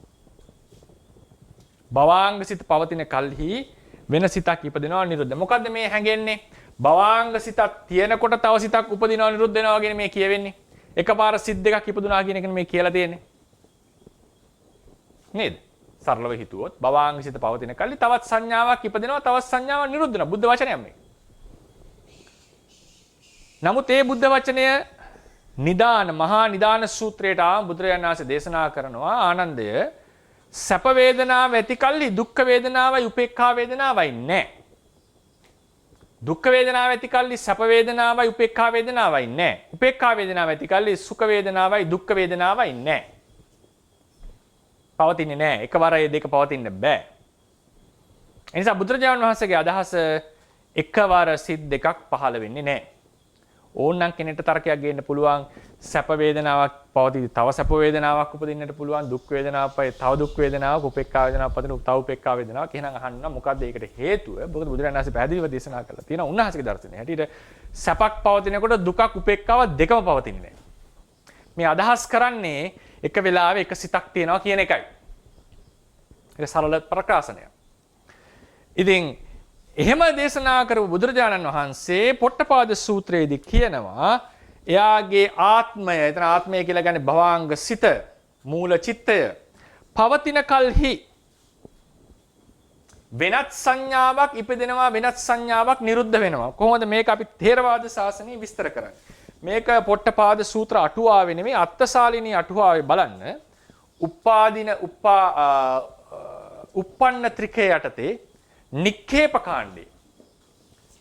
නික්ඛේප කාණ්ඩේ අට කතාවේ නික්ඛේප කාණ්ඩේ අට කතාවේ උප්පන්න ත්‍රිකේ යටතේ මේ කරුණ කතා කරනවා. මේක තියෙන්නේ පොට්ටපාද සූත්‍රයේ කතා කරන්නේ වෙන දැනක. ඒක තමයි ථේරවාදයේ තියෙන අනිත් අපිට ඉගෙන ගැනීමේ තියෙන එක ප්‍රශ්නයක්. සමහර පෙළවල් වල තියෙන ගැඹුරු විස්තර වෙන්නේ වෙන තැන්වල අටුවාවල. ඒතර ඊටාම සූක්ෂම මේක අධ්‍යයනය කරන්නට වෙනවා. ඒතර දේශනා කරේ දැන් අරූපී භවාංගයේ පවතින කල්හි භවාංග සිත තවත් සංඥාවක් හටගෙන නිරුද්ධ වේ. තවත් සංඥාවක් වෙනත් සිතක්. දැන් කොහොමද බුදුරජාණන් වහන්සේගේ හැටියට එකවර සිත් දෙකක් තියෙන්නට බෑනේ. ථේරවාදයේ හැටියට. මොකද්ද මේ අදහස් කරලා තියෙන්නේ? මේ භවයක් ඉපදුනා නම් ඒ භවයේ ඉපදිලා තියෙන්නේ යම් කිසි කර්මයක ප්‍රතිඵලයක් ලෙස. ඒ කර්මයම තමයි ඒක කර්මයක් තමයි අපේ මුළු ජීවිතේටම බලපාන්නේ. ඒ කර්මය මේ ජීවිතේ භවාංග සිත් සියල්ල උපදවනවා මැරෙනකම්.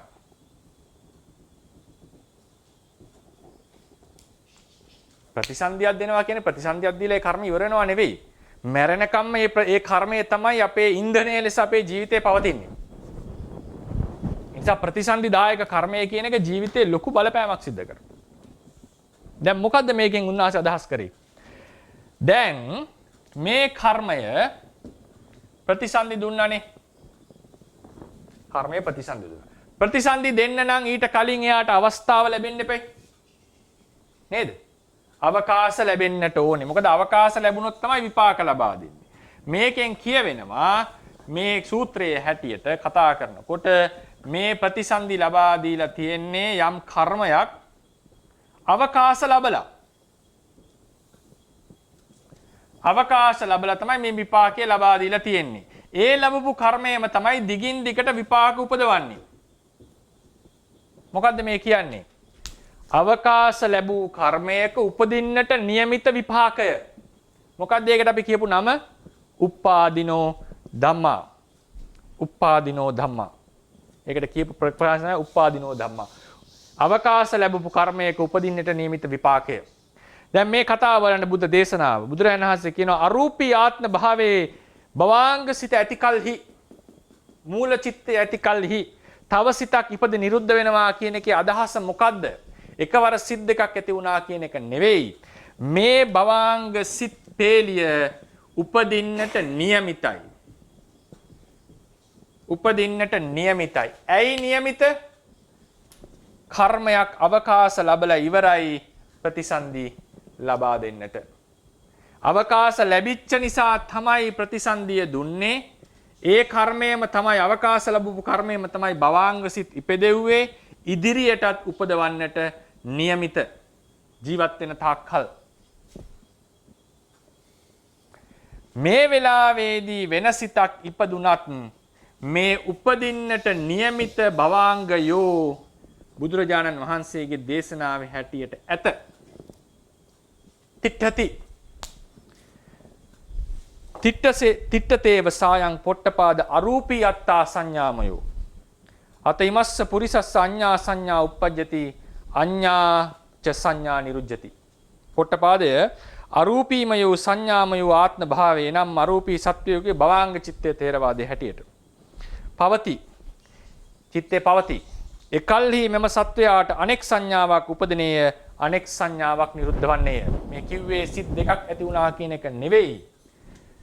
කර්මයක් අවකාශ ලැබලා තියෙනවා නම් මේ උපදින්නට යන ධර්මයෝ ඇත ඉපදින්නට කලින් ඉඳන්ම ඇතයයි සැලකිය යුතුයි බුදුරජාණන් වහන්සේගේ දේශනාවට. උපදින්නට සැලකිය යුතුයි. ඊට පස්සේ අවසාන වශයෙන් කියන්නට තියෙන්නේ එක් ගැන ප්‍රශ්න අහන්නට පුළුවන්. අද ප්‍රශ්න උත්තර වටේදී යම් කෙනෙක්ට මේ කර්මයේ අවකාශ ලැබෙනකොට අපි ප්‍රතිසන්දියක් ලැබෙන්න කියලා. මේ මෙලෝ ජීවිතේත් ප්‍රශ්න වලට අවකාශ ලැබෙනවා. ප්‍රතිසන්දියක් ලැබෙන අවස්ථාවක් නම් මොකද කර්ම නිමිති ගත නිමිති පේන්න පටන් ගන්නවා.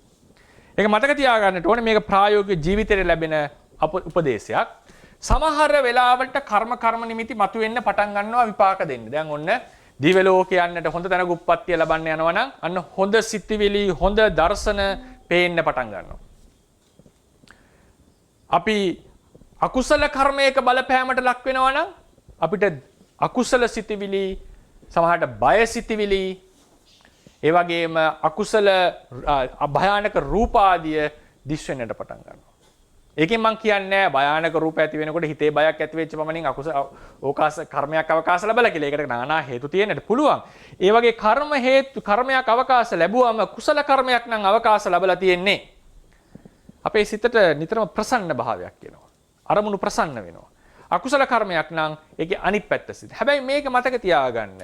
මේක අවකාශ ලැබුවා කියලා මේක වළක්වන්නට බෑ කියලා එකක් නැහැ. මේක වැළැක්විය හැකි. මේක වළක්වන්නට පුළුවන්. කතා ප්‍රවෘත්ති ඕන තරම් තියෙනවා. දුටුගැමුණු රජුරුව මිය යන්නට ගිය වෙලාවේ එතුමාට මතක් වුණේ යුද්ධයේදී කරපු මනුස්ස සංහාරය. මෙච්චර පින් කරපු රජු. රජ කෙනෙක් කියලා කියන්නේ එහෙම තමයි. පින්පව් දෙකම සිද්ධ වෙනවා. රජවරුන්ගේ හැටියක් ඒක. ඒ වෙලාවේ අකුසලයේ මතක් වෙන්න පටන් ගත්තා. රහතන් වහන්සේ නමක් පැමිණිලා අපේ පොත්පත්වල හැටියට සිහි කරලා දුන්නා. මේ තමයි ඔබතුමා කරපු පින් මහින්මය කියනකොට අන්න දුගතියට යන්නට අකුසල කර්මයක් අවකාශ ලබා තිබුණු රජුරුවෝ කුසල් සිහි කරලා මේ අකුසල කර්මය යටපත් කරලා කුසලයක් මතු කරගෙන සුගති පරායන උප්පත්තිය ලැබුවා. ලංකාවේ හිටියා ඊට බහුශ්‍රුත ස්වාමින් වහන්සේ නමක් සෝනත්තේර කියලා. සෝනත්තේර. උන්වහන්සේ බොහෝ දිනාට බණ කියලා බොහෝ දිනා සුගති මාර්ගයට ලැබුවත් නමුත් තමන්ගේ පියා දඩයම්කාරයෙක් වෙලා හිටියේ. වැරදි අතහැරියේ නැහැ. අකුසලයන්හි නියැලුණා. ස්වාමීන් වහන්සේ කල්පනා කරා මම ලෝකයක් මහා පිරිසක් ධර්ම මාර්ගයේ යොදවනවා. නමුත් මට මගේ පියාව හරි මාර්ගයට ගන්න බැරි වුණා කියන දුක, ඒ කියන්නේ දුක කියන්නේ සංතාපය ඔහුගේ සිතේ තිබුණා. ඊට පස්සේ කෝපකරේ බයසට ගිය වෙලාවක නිවසට ගිහිල්ලා ස්වාමීන් වහන්සේට ගරු කරනවා. ඔය ඇති දැන් කියලා ඔක වැඩ නවත්තන්න කියලා නවත්තලා බලෙන්ම මහාන කරා. මහාන කරවලා දැන් වැඩි ලොකු ආභෝධයක් නැහැ වයසට ගිහිල්ලා මහාන උනේ. නමුත් සියලු උපස්ථාන පියාට විය යුතු. මොකද භික්ෂුන් වහන්සේ නමක් කියලා මව්පියන්ට උපස්ථානය අතහරින්නේ නැහැ. ඒක පුතු කළ යුතුයි. විශේෂයෙන් පියාට තමන්ගේ වැඩිහිටි ස්වාමින් වහන්සේ කෙනෙක් වශයෙන් උපස්ථාන කරන්න පුළුවන් ගිහිව හිටියා. මවට ශරීරය අල්ලන්නේ නැතුව උපස්ථාන කළ යුතුයි. භික්ෂුණියකට මවට උපස්ථාන කරන්න පුළුවන් සිත් පරිදි පියාට ස්පර්ශ නොකර. ඉතින් දැන් පියා මහාන කරවලා සියලු උපස්ථාන කරා දානෙ ඔක්කොම ලබා දීලා. හැබැයි එක දවසක් මොකද වුනේ ලොකු අකුසල කර්ම ගොඩක් රැස් කරලා තිබුණේ. සත්තු දඩයන් කරලා බල්ලෝ දාලා. ඉතින් බරපතල කර්ම ටිකක්. ඒසින් ගැලවෙන්න අමාරුයි. එක දවසක් ඔන්න කෑ ගහන්න පටන් ගත්තා බල්ලෝ පේනවා. ස්වාමීන් වහන්සේගේ ධර්මඥාණයෙන් තේරුම් ගත්තා මේ කර්ම නිමිති පහළ වෙලා තියෙන කරපු අකුසල බල්ලෝ නෑ බල්ලෝ එනවා කියලා කෑ ගහන එක බල්ලෙක්වත් නෑ. ඊට පස්සේ මොකද උනේ පොඩි ස්වාමීන් වහන්සේලා ගිහිල්ලා මේ පණවිඩය සෝන ස්වාමීන් වහන්සේට කිව්වා. ස්වාමීන් වහන්සේ තේරුම් ගත්තා දැන් වැඩේ පොඩ්ඩක් ප්‍රශ්නයක් වෙලා තියෙන්නේ. බඩේ බරපතලයි. ඒ වෙලාවේ මොකද කරේ? පොඩි ස්වාමීන් වහන්සේලාට කිව්වා පුළුවන් තරම් මල් එකතු කරන්න. පුළුවන් තරම් කැලෙන් මල් එකතු කරන්න. මල් එකතු කරලා තාත්තව ආසනයේ මතින් අරන් ඇවිල්ලා චෛත්‍ය ඉස්සරහා තියලා මොකද කරේ? මල් ඔහුගේ අතට ලබා දීලා මෙන්න තාත්තේ මේ පූජා කරන්න ඔබ වෙනුවෙන් බුදුරජාණන් වහන්සේට පූජා කරන්න කියලා හරියෙන් හඬ නගමින් මේ මල් ටික ඔක්කොම පූජා කරනවා. මේ පූජා කරගෙන යනකොට ඒක ආසන්න කර්මයක් බවට පත් වෙලා අර ඉදිරිපත් වෙලා තිබිච්ච අකුසල කර්මයේ යටපත් වෙලා කුසල කර්මයේ මතුවෙලා නිරයට යන්න හිටපු ඒ පියතුමා ස්වර්ග පරායන උප්පත්තියක් ලැබුවා. ඒ නිසා මතක තියාගන්න කර්මයක් ඉදිරිපත් වූ පමණින් විපාක අපේ ධර්මයේ හැටියට මේක ඉදිරිපත් වුණාම විපාකයේ ලැබුණා වගේ විපාකයේ ඇතේයි සලකන්නේ. තිට්ඨති ස්පොට්ටපහද. ඒක ඇතේයි සලකිය යුතු ධර්මයක්. උපාදිනෝ ධර්මයක්. නමුත් ඒ අවකාශ ලැබිච්ච කර්මය වළක්වන්නට අපිට හැකියාවක් තියෙනවා. ඒකට තමයි බුදුරජාණන් වහන්සේ දේශනා කරේ පයෝග සම්පත්තිය. ප්‍රයෝග සම්පත්තිය කියලා කියන්නේ අපි නැවත නැවත යහපත් දේවල් වල නියැලුනොත් අපේ අකුසල කර්මය යටපත් කරගෙන සසර කුසල කර්මය අපිට මතු කරගන්නට හැකියාවක් තියෙනවා. ඒ නිසා ඒකදී අපි දැනගන්නට ඕනේ කවුරු හරි කෙනෙක් මිය යන්නට යනකොට ඒ ආසන්න අවස්ථාවකට පැමිණෙනකොට අපි හැමතිස්සෙම ඒකෙදි අඬන්න දොඩන්න කෑ ගහන්න එහෙම නැත්නම් ඒ තවත් ඒ පුද්ගලයාගේ හිත දුකටපත් කිරීම නෙවෙයි කල යුත්තේ. මොකද අපි කෑ ගහන්න තවත් දුකටපත් වෙනවනේ නේද? ඒතකොට අපි කරන්නට ඕනේ ඥානවන්තයෝ වශයෙන් වැඩිපුර කුසලාරම්මන ගෙන දෙන එක. ඔහුගේ හිත සතුටින් තියෙන එක. ඔහුට බුදුරජාණන් වහන්සේ වැනි උත්තමයන්ගේ දර්ශනය ලබා දෙන්න එක. Taman සසර ජීවිතේ කරපු කුසල් ටික සිහි කරවන එක. මෙන්න මේ වගේ දේවල් අපි නැවත නැවත කරනකොට මොකද වෙන්නේ? මේ අකුසල කර්ම ශක්තිය යටපත් කරගෙන කුසල කර්ම මතුවෙන්නට පටන් ගන්නවා.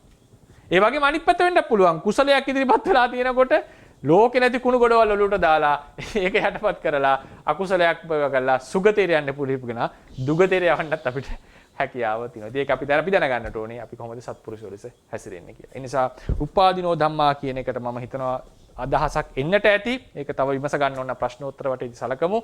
මම කෙටි වේලාවක් ගත්තේ මුලින් ආරම්භ කරන්නට ගත්තා හැඳින්වීමක් ලෙස උපාදිනෝ ධම්මා කියන එකේදී මොකද්ද කෙටියෙන් කිව්වොත් එහෙම කරපු කර්මවල ශක්තිය අපේ సంతානයේ ලුහු බැඳගෙන එනවා. ඒ එන ශක්තිය යම් වෙලාවක අවස්ථාව ලබනවා. විපාකයක් ලබා දීම සඳහා ඒ අවස්ථාවේ ලැබිලා තියෙනකොට විපාකයේ තාම පහළ වී නැතත් අවකාශයේ ලබා ඇති නිසා කර්මයේ අවකාශයේ ලබා ඇති නිසා විපාකයේ පහළ වී නැතත් බුදුරජාණන් වහන්සේගේ දේශනාවේ හැටියට විපාකේ නැහැයයි කියන්නේ නැහැ. හේතුව උපදින්නට નિયમિત නිසා. මේක ඉතාම වැදගත් පොයින්ට් එකක්. ඉදිරියේදී ධර්මයේ කතා කරනකොට මේකේ වැදගත්කම ටික ටික අපිට තේරෙන්නට පටන් ගනී. නමුත් ඊළඟට කතා කරන්න දේ තමයි කර්මයක් අවස්ථාව ලැබුවා කියන එකෙන් කියවෙන්නේ ඒක ප්‍රතිෂේධ කරන්නට ප්‍රතිබාහනය කරන්නට බෑ කියන එක. තවත් කර්ම ඇවිල්ලා ඒක ප්‍රතිෂේධ කරන්නට ඒක අභිබවන්නට පුළුවන්. ප්‍රායෝගිකව අපි ජීවිතේට ගන්න ඕන කරුණ තමයි උපාදිනෝ ධර්මා ඉදිරිපත් වෙලා තිබුණත් කර්මයක් අවකාශ ලැබලා අකුසල කර්මයන් නම් අපි දක්ෂ වෙන්නට ඕනේ කුසල් මතු කරගෙන එය යටපත් කර ගැනීම සඳහා. ඒ නිසා ඒකෙදී අවසානයේදී මේ උපාදිනෝ ධම්මා බවට පත් වෙන්නේ විපාක චිත්ත චෛසික ධර්ම සහ කර්මජ රූප සංඛ්‍යා වශයෙන් කිව්වොත් විපාක සිත් 36යි. අවකාශ ලැබූ එහෙමයි කියන්නේ අවකාශ ලැබූ කර්මයක ප්‍රතිඵල වශයෙන් පහළ වෙන්නට નિયમિત විපාක සිත් 36යි චෛතසික 38යි කර්මජ රූප 1000 තමයි උපාදිනෝ ධම්මා කියලා හඳුන්වන්නේ. නිසා අපි දේශනාව අවසන් කරනවා.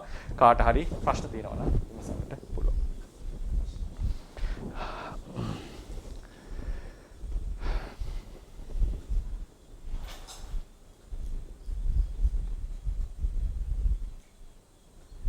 පිරුවන් සරණයි හැමදෙනාටම. යම් කිසි කෙනෙකුට ගැටලුවක් තියෙනවා නම් දැන් උත්තර අවස්ථාවක් තියෙනවා. පිරුවන් සරණයි ස්වාමීන් වහන්සේ මේ ගිහි මහත්මයෙක් කතා කරන්නේ. පිරුවන් සරණයි. ස්වාමීන් වහන්සේ තේරවාද ධර්මයේ අනාගතංශ ඥානය කියලා ඥානය ගැන සඳහන් වෙනවා. ඔව්. එතකොට මේ ඥානය තියෙන අත් වශයෙන්ම පවතිනවා නම් එතකොට තේරවාදයෙන් අර ඩිටර්මිනිසම් කියන සංකල්පය පිළිගන්නවද කියන ප්‍රශ්නය අහන්න කැමතියි.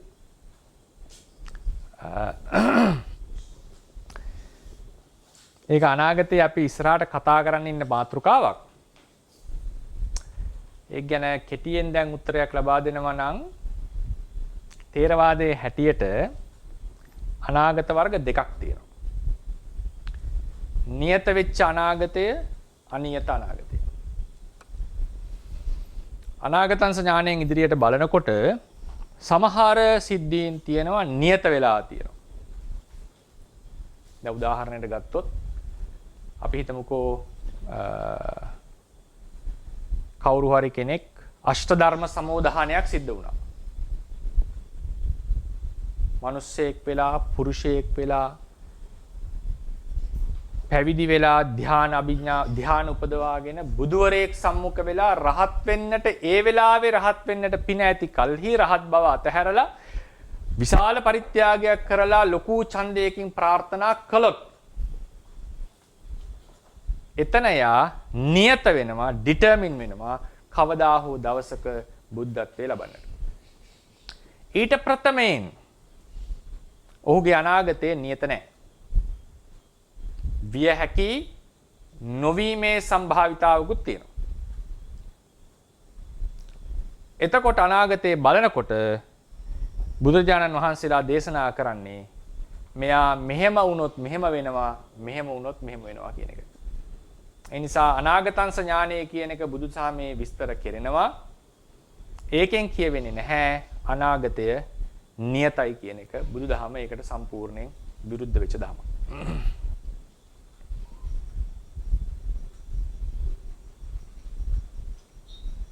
පැහැදිලි වුණාද?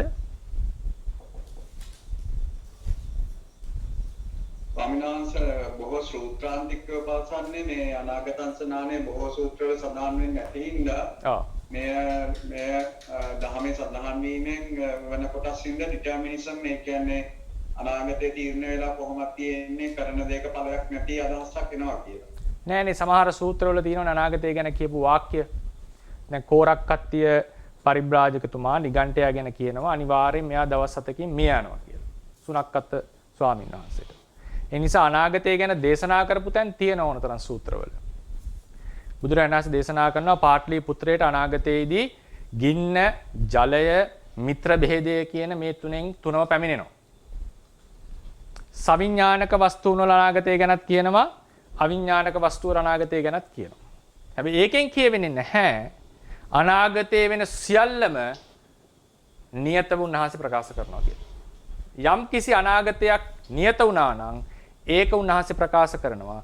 අනිත් එකේදී මෙසේත් විය හැක මෙසේත් විය හැක කියන එක තමයි අනාගත ඥානය කියන්නේ. ඒ නිසා තමයි බුදුරජාණන් වහන්සේ අතීතයේ වෙච්ච සිදුවීම් බලලා මහදෙන සිටුවරයා ගැන ප්‍රකාශ කරන්නේ. මෙයා මෙහෙම කරා නම් පළවෙනි සිටුවරයා, මෙහෙම කරා නම් දෙවෙනි සිටුවරයා, මෙහෙම කරා නම් තුන්වෙනි සිටුවරයා, මෙහෙම වුණා නම් අනාගාමි, සකදාගාමි, අනාගාමි අරහත් වෙනවා කියන එක ප්‍රකාශ කරන්නේ උන්වහන්සේ ඒ වෙලාවේ එතන possibility තිබුණා. possibility තියෙනවා. ඒතර බුදුරජාණන් වහන්සේ වැනි ශ්‍රාවකයන්ගේ තියෙන විශේෂත්වය තමයි නියත වුණ වෙලාවට කියනවා තමයි උන්වහන්සේලා ප්‍රකාශන කරන්නේ මේක නියත වෙච්ච දෙයක්.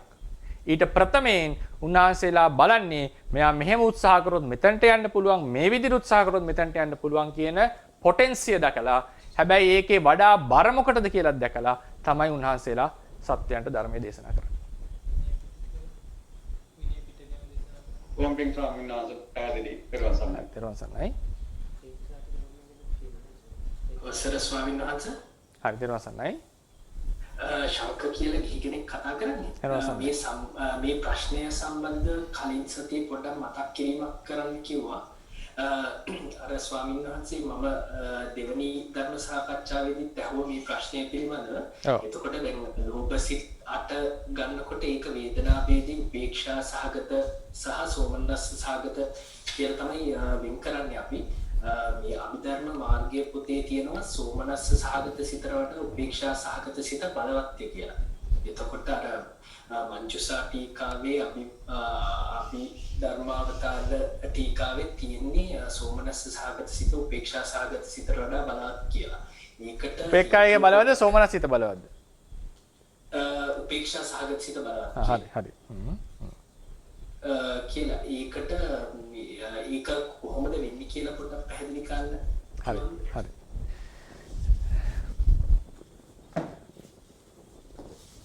ඉතින් අහුවා මේ ප්‍රශ්නේ සෝමනස්ස සිතයි උපේක්ඛා සිතයි කියන දෙකෙන් කවරක්ද බලවත්? අපි දන්නවා සෝමනස්ස හිත කියලා කියන්නේ ඉෂ්ඨාරම්මන රසය විඳින සිතක්. ඒකේ තියෙනවා ආරම්මණයේ ඉෂ්ඨ බව විඳින බවක්. ඊට පස්සේ උපේක්ඛා සිතෙන් කරන්නේ උපේක්ෂා වේදනාවෙන් සිද්ධ කරන්නේ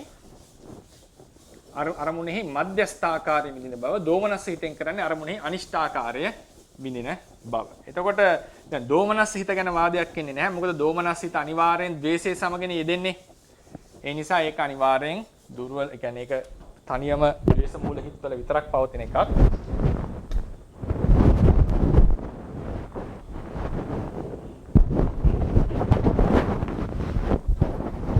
ද්වේෂ මූල හිත්වල විතරයි ඒක පවතින්නේ. ගැටලුව වෙන්නේ සෝමනස්ස සහ උපේක්ඛා කියන දෙක. ඒතර සෝමනස්සය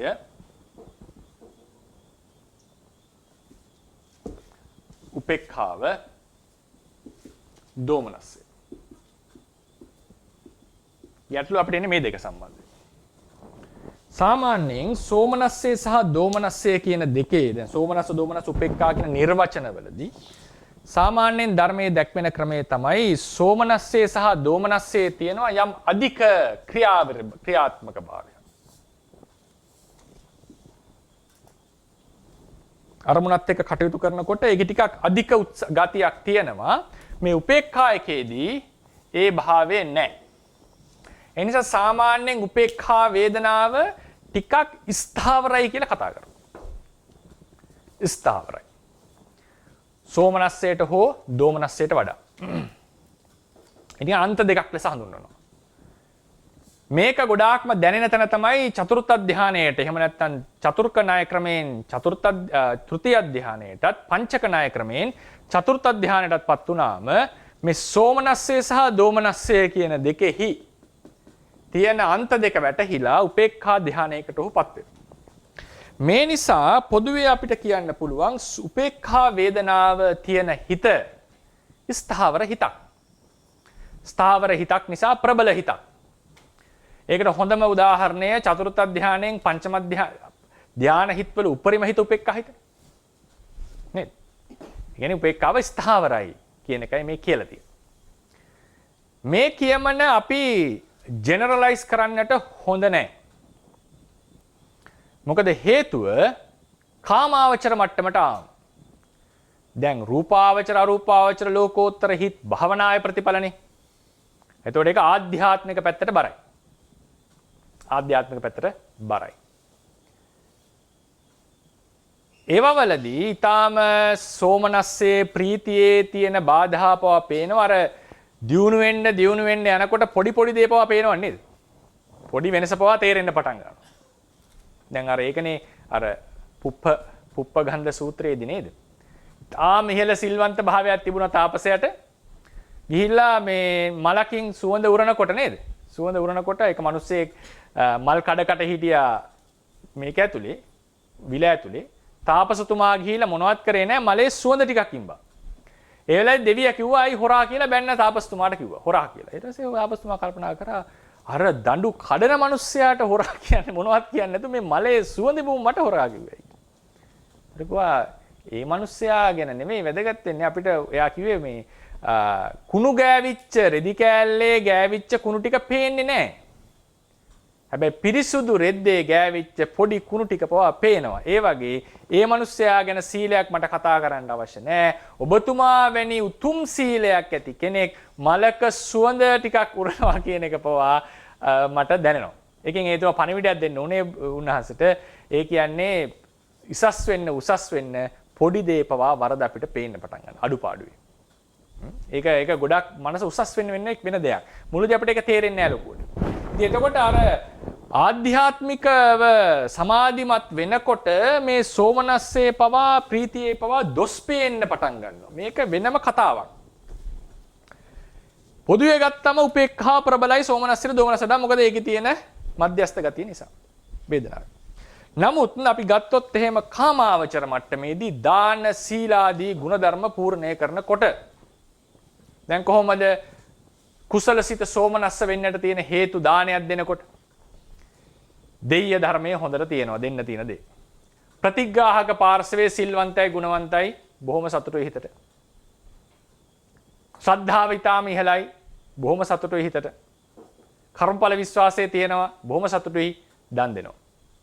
හැයිත උපේක්ඛා වෙන්නට හේතු කියලා ධර්මයේ දක්වලා තියෙන්නේ. බලාපොරොත්තු වෙච්ච ස්වාමීන් වහන්සේලා ලැබුණේ නැහැ.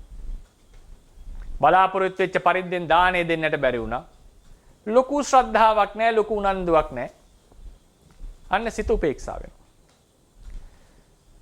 එතකොට දාන විශේෂෙහිදී සෝමනස්සේ තමයි හැමතිස්සෙම ධර්මයේ ඉදිරියෙන් පෙන්නලා තියෙන්නේ. සීලය සමාදන් වෙනවා කියලා කියන්නේ. බොහොම සතුටින් ඕනෑකමින් උනන්දුවෙන් සිල් සමාදන් වෙන්නේ. පොයට සිල් ගන්න යන බොහොම සතුටින් සමහර කෙනෙක් යනවා. සමහර කෙනෙක් එහෙම නෑ අර චාරිත්‍රයක් කරන්න ඕන නිසා අපි යනවා. ඒතර යාගේ හිත උපේක්ෂකයි බොහෝ සෙයින්. කර්මයේ විපාකේ දැනගෙන කරනකොට ඒක සෝමනස්සයි. මේ වගේ කුසල කර්ම කරනකොට එක නුවණක් තියෙනවා හාස පඤ්ඤා කියලා. හාස පඤ්ඤා.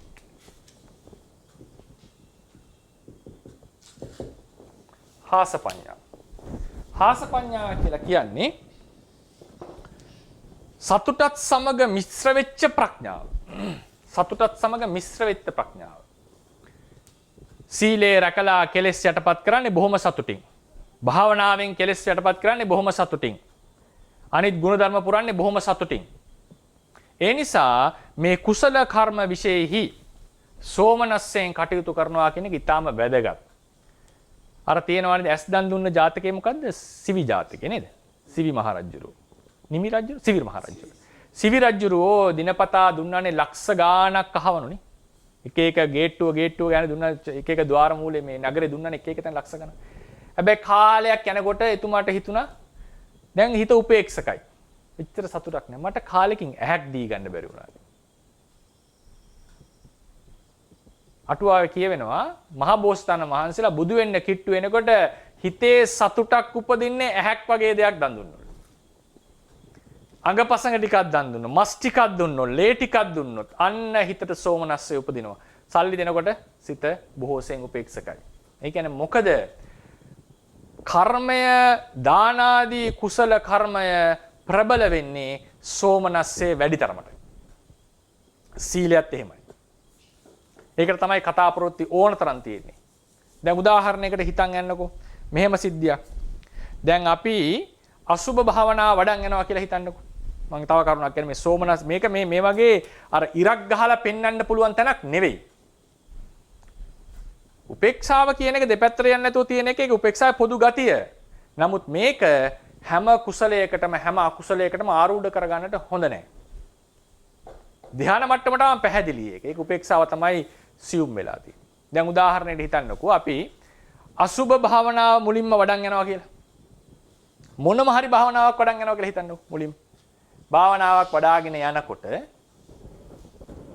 පළවෙනි ධ්‍යානය ලැබෙන්න යනකොට කවදාවත් අපිට පුළුවන් ද උපේක්ඛා පළවෙනි ධ්‍යානයක් ලබන්න?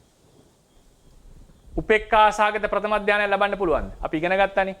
ප්‍රථම ධ්‍යානය හැමතිස්සෙම සෝමනස්සයි, සුඛ සහගතයි. උදේවය ඥානෙ උපදවාගෙන යනකොට යතෝ සම්මසති කන්දානං උදයබ්බයං ලබති පීති පාමොජ්ජං අමතන්තං විජානතං. ආම අධික ප්‍රීතියක් ඔහුට උපදිනවා.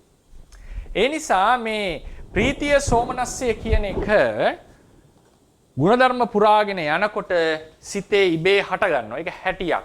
ප්‍රීතිය හට ගන්න පුළුවන් ක්‍රම දෙකක් තියෙනවා. අරමුණ ප්‍රකට නම්, අරමුණ පැහැදිලි නම්, අරමුණ හොඳයි නම් ප්‍රීතිය උපදිනවා.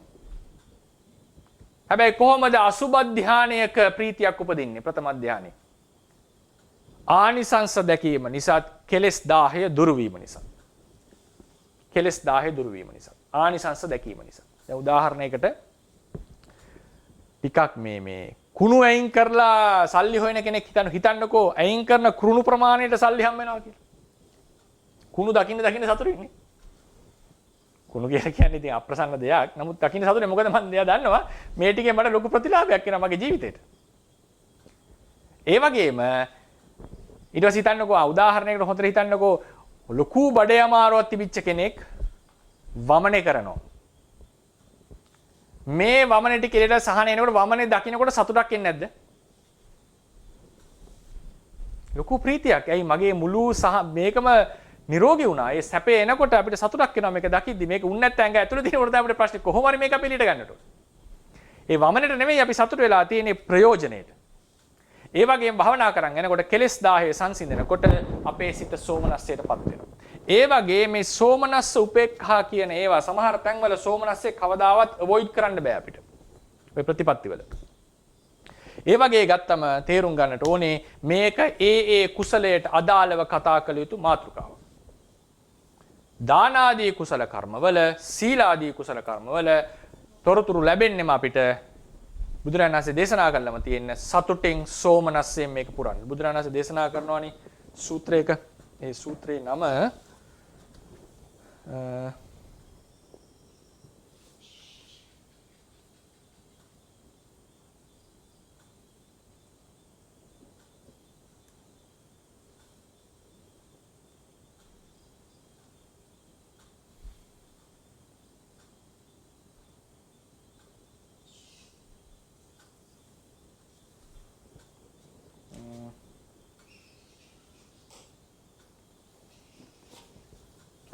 ඒක සාමාන්‍යයෙන් ඒක තූත්‍ය හොයාගන්න බන්නට සර්ච් කරන්න පුළුවන් නේ. සහේව සුඛේන සහේව සෝමනස්සේන ඉදිරි කැලේ මට මතක් වෙන්නේ මේ ගෙව මොකටද හම්බ වෙයි. සපය සහිතව සෝමනස්සේ සහිතවම මේ දුක කෙලවර කරන්නටයි මම දේශනා කරන්නේ. සහේව සුඛේන සහේව සෝමනස්සේන. ඒ නිසා මේකේ මම තව මාතෘකාවක් එළියට ගන්නේ උපේක්ඛාව සෝමනස්සේ කියන දෙකේ අපි ධර්මය ඉගෙන ගන්නකොට කවරක් ප්‍රබලද කියන මාතෘකාව අපිට වැදගත් වෙනවා. ඒකෙදී අපිට පේන්නේ උපේක්ෂා වේදනාවේ තියෙන මේ මධ්‍යස්ථ භව කියන එක වැදගත්. ඒ නිසාම තමයි ඒක ධ්‍යාන මට්ටමේදී තාම වැදගත් වෙලා තියෙන්නේ. නමුත් ඒක ජෙනරලයිස් කරන්න හොඳ නෑ. සෝමනස්සේද උපේක්ඛාවද ඒ කර්මයට අදාළවයි අපි කටයුතු කළ යුතු වන්නේ. කාමාවචර මට්ටමේදී දන් දීම, සිල් රැකීම, ඒ වගේම වත්පිළිවෙත් දැක්වීම, අන් අයට උපකාර කිරීම මේ සෑම එකක්ම සෝමනස්සයෙන් කරනකොට තමයි ප්‍රබල වෙන්නේ. කර්ම විපාක දැනගෙන කරනකොට ස්වභාවයෙන්ම සෝමනස්ස වෙනවා. ඒතකොට කෙනෙක්ට හිතෙන්න පුළුවන් මේක අනාභෝධය නිසා වෙච්ච දෙයක්ද, ලෝක ස්වභාවය නොදැනීම නිසා වෙච්ච දෙයක්ද? දැන් සාමාන්‍යයෙන් බණ පොතේ කියවෙනවා රහතන් වහන්සේ නමකට කවුරු හරි ගිහිල්ලා මල් ටිකක් දුන්නොත් බොහොම ප්‍රීතියක් උපදිනවා. අහෝ මට බුද්ධ පූජාවක් පවත්වන්න පුළුවන්. රහතන් වහන්සේට කවුරුහරි කොස්සක් දීලා කිව්වොත් එහෙම මේක අතු ගන්න කියලා මට සංඝයාට වත්පිළිවෙත් කරන්න පුළුවන් කියලා බොහොම සතුටක් හසිතුප්පාදී උපදින අවස්ථා. මහා බෝසතාණන් වහන්සේලාගේ කතාවල බොහොම ප්‍රීතියෙන් පිනා ගිහිල්ලා තමයි කුසල කර්මයන් සිද්ධ කරන්නේ. ඒ නිසා මතක තියාගන්න කුසල් කළ යුත්තේ සෝමනස්සයෙන්, කුසල් කළ යුත්තේ සතුටින්. අර භාවනාවේ ඉදිරියට ගිහිල්ලා ඊට සියුම් ලෙස සමාධියත් එක්ක ගනුදෙනු කරනකොට සෝමනස්සයට වඩා උපේක්ෂාව ප්‍රබල වෙනවා. මේක වෙනම මාතෘකාවක්. ඒක අපි ආරූඪ කරගන්න හොඳ නෑ අපි එදිනෙදා වැඩ කටයුතු. නැත්තම් උපේක්ෂාව පොදුවේ ප්‍රබලයි කියලා මේක අපි ආරූඪ කළොත් අපේ පුහුණුවට අපි හැමතිස්සෙම උපේක්ෂකව දන් දෙන්න බලනවා. උපේක්ෂකව සිල් රකින්නට බලනවා. මතක තියාගන්න දන් දෙනකොට සිල් රකින්නකොට ගුණධර්ම කරනකොට උපකාර කරනකොට රහතන් වහන්සේලාගේ සිත පවා සතුටෙන් සෝමනස්යෙන් තමයි පවතින්නේ. බුදුන් දකින්න උන්වහන්සේලාට බොහොම ප්‍රීතියක් සෝමනස්යක් උපදිනවා. ධර්ම ප්‍රීතිය උපදිනවා. උදාන කියලා කියන්නේ කවරක්ද? උදානයක් යනු ධර්ම ප්‍රීතිය සෝමනස්ය ඉවසා දරා ගන්නට බැරි වෙච්ච වෙලාවක උන්වහන්සේලාගේ මුවින් පිට වෙච්ච වචන. ඒ නිසා මේ සෝමනස් එකෙන් මට කියන්න ඕනුනේ දැන් සමහරවිට තව එකක් කියන්න පුළුවන් මේ හැමතැනම උපේක්ඛාව වැදගත්. සංඛාර උපේක්ඛාව. සංඛාර උපේක්ඛාව කියන එක උපේක්ඛා වේදනාව නෙවෙයි.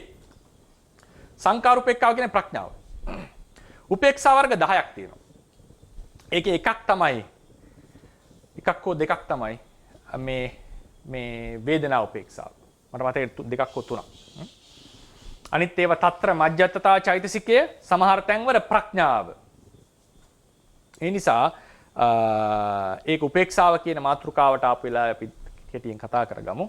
මට කියන්න අවශ්‍ය වෙන්නේ පොදුවේ ප්‍රශ්නයක් ඇහුවොත් සෝමනස්සයට දෝමනස්සයට වඩා උපේක්ඛාවේ ශක්තිමත් ලක්ෂණ පෙන්වුම් කරනවා. හැබැයි ඒක අර විදියට බෙදලා තේරුම් ගත යුතුයි. පැහැදිලි වුණාද? තව එකන ගැටලු තියෙනවද? ස්වාමීන් වහන්සේ එතකොට අලෝභ සිත්දී සෝමනස්ස උපේක්ෂා ගත්තම කොහොමද? ඒක දැන් පොතේ නම් තියෙන උපේක්ෂා සාගත සිත් බලවත් කියලා එතන. උපේක්ෂාව බලවත් වෙන්නේ කොහොමද? දැන් මගේ දැන් ඒක ආචාර්ය මතයක් විතරයි. ඔව් කියන්න. ඔව් මගේ දැනුමට අනුව මට හිතුනේ ඒ කියන්නේ දැන් සෝමනස්යෙන් කරන මේ යම් කිසි ලෝභ ක්‍රියාව ඒ දේම උපේක්ෂා සාගත සිතින් කරනවට වඩා අකුසල් වැඩි වෙන්න පුළුවන් කියලා සෝමනස්ස සිත. එතකොට මට නිකන් හිතුනේ සෝමනස්ස සිත ඒ වෙලාවට බලවත් වෙන්න ඕනේ උපේක්ෂා සාගත සිතට වඩා කියලා. හරි. කතාව හරි. ඒකේ කර්මයෙන් කර්මයට ගන්නට ඕනේ අපි. ඒක දැන් කුසල කර්මයට ගත්ත අලෝභ සිතින් ගත්තොත් දානයක් දීම නම් කතා කරන්නේ සෝමනස්යෙන් දන් දෙන එක උපේක්ෂාවෙන් දෙනවට වඩා ප්‍රබලයි.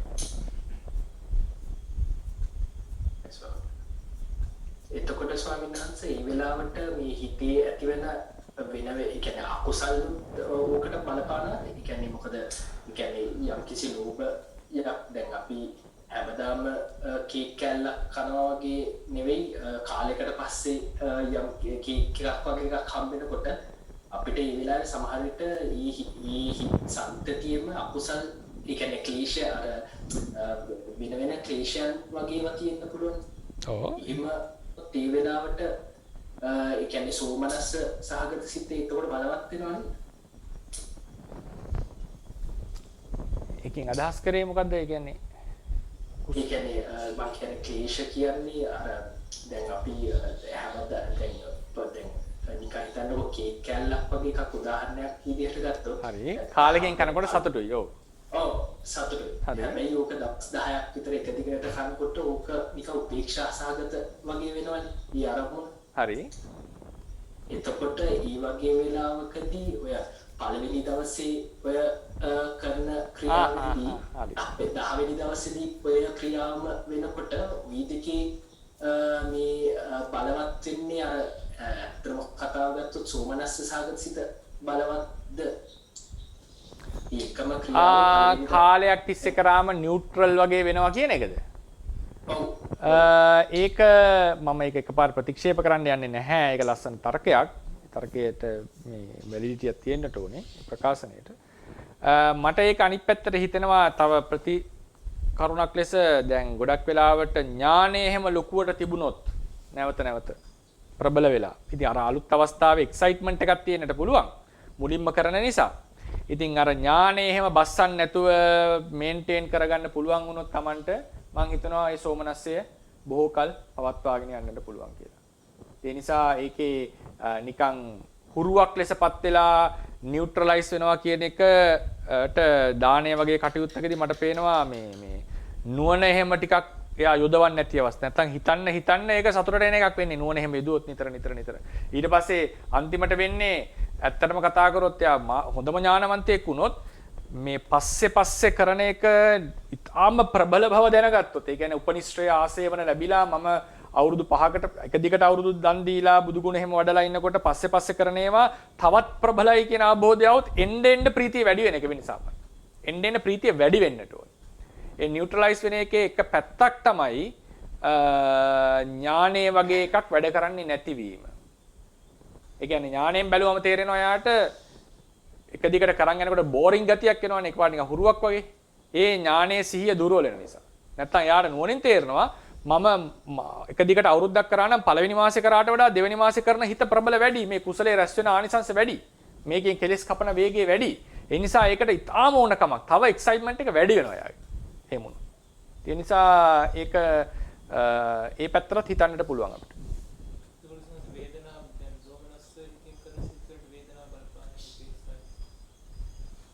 පොඩ්ඩක් ඉන්න. ඒක පැහැදිලි වුණාද මහත්මයා? පැහැදිලි වුණා සෝනහත් තිරුවන්සර්. හරි. මොකදයි සර්? අවසරයි ස්වාමීන් වහන්සේ මම හිතන්නේ මහත්මයා අහන්නේ අකුසල පැත්තෙන්. ඒ කියන්නේ විශේෂයෙන් ලෝභ මූලික සිත්යක් තමයි. ඔව්. සෝමනස්ස සාගත ලෝභ මූලික සිතද වඩා ප්‍රබල උපේක්ෂා සාගත ලෝභ මූල සිතද අනිත් සියලුම සාධක සමාන නෑ. ඒ වගේ ප්‍රශ්න තමයි මම හිතන්නේ මහත්මයා අහන්න උත්සාහ කරේ. හරි. ඒ වගේ අදහන්න ඕනේ. ඔව් ස්වාමීන් වහන්සේ හැබැයි දැන් ස්වාමීන් වහන්සේ කියපු ටිකත් එක්ක මට ඒක අපි අර යෙදෙන අවස්ථාවන්ව බලන්න ඕනි කියලා තමයි මට එහෙම තමයි මලත් හිතෙන්නේ. දැන් උදාහරණ අකුසල පැත්තට ගත්තොත් එහෙම අපි හිතමුකෝ කාමීච්ඡාචාරය වගේ එකක් යෙදෙනවා කියලා. එතකොට ඒකෙදී එන්න සතුට වැඩි තරමට ඒකේ යෙදෙන බව වැඩි තරමට ඒකේ උදාහරණයට කර්ම දැන් උදාහරණයක් හිතන්නකෝ කර්ම විපාකයක් එහෙම ගැන අවබෝධයක් තියෙනවා නම් ඒ සෝමනස්සේ සීමා තියෙනවා ටිකක්. ඒක ලුකුවටම යන්නේ නෑ යා. අරක එහෙම ප්‍රශ්නයක්ම නෑ මේවල කිසි ප්‍රශ්නයක් නැහැ කියලා කියනකොට ඒකේ බැසගෙන නිකන් ඒකේ එල්බගෙන අපි කරන්න පෙළඹෙනවා. ඒ නිසා අර කාලයක් කරනකොට නියුට්‍රල් වෙනවා කියන එකක් තියෙනවා. එහෙම එකක් තියෙනවා. නමුත් ඒක අපි හිතමුකෝ දැන් අකුසල පැත්තේ දිට්ඨිය වගේ එකක් ආවා කියලා. දිට්ඨිය වගේ එකක්. ඒක නිකන් ඊට පස්සේ තව ප්‍රීතිය වැඩි වෙන්නට පුළුවන් මම මේ කරණය වලින් තව දේවල් රැස් වෙනවා කියලා. ඒ නිසා ඒ කරන මාතෘකාව අනුව අරන් ගන්නට වෙනවා කියලා මට හිතෙනවා. දැන් අපි කේක් එකක් වගේ දැන් අපි ටීවී එකක් එහෙම බල ඉන්නවා කියලා. ඒතර මුලදී තාම සතුටින් ඉඳලා පස්සේ නිකන් ඔහේ රිමෝට් එක ඔබ බල ඉන්නවා අපි ඒ වෙලාවට. නේද? ඉතින් එතකොට ඒකෙදී බලන්නට වෙනවා මේ මොකද්ද ඒ සිද්ධියට හේතුව කියලා. ඊළඟ කරුණ තමයි පෞද්ගලිකව මම කැමති නැහැ පෞද්ගලිකව එක අදහසක්. මේ සෝමනස් උපේක්ඛා භේදයෙන් සිතේ ප්‍රබලත්වයේ මනින එකට එච්චරම කැමති නැහැ මම. මොකද ඒක ඒකාන්ත න්‍යායක් ලෙස ගන්නට අමාරුයි. මොකද සමහර වෙලාවලට හිත උපේක්ෂා වෙලා තියෙනවා වෙන කරුණු හේතු නිසා.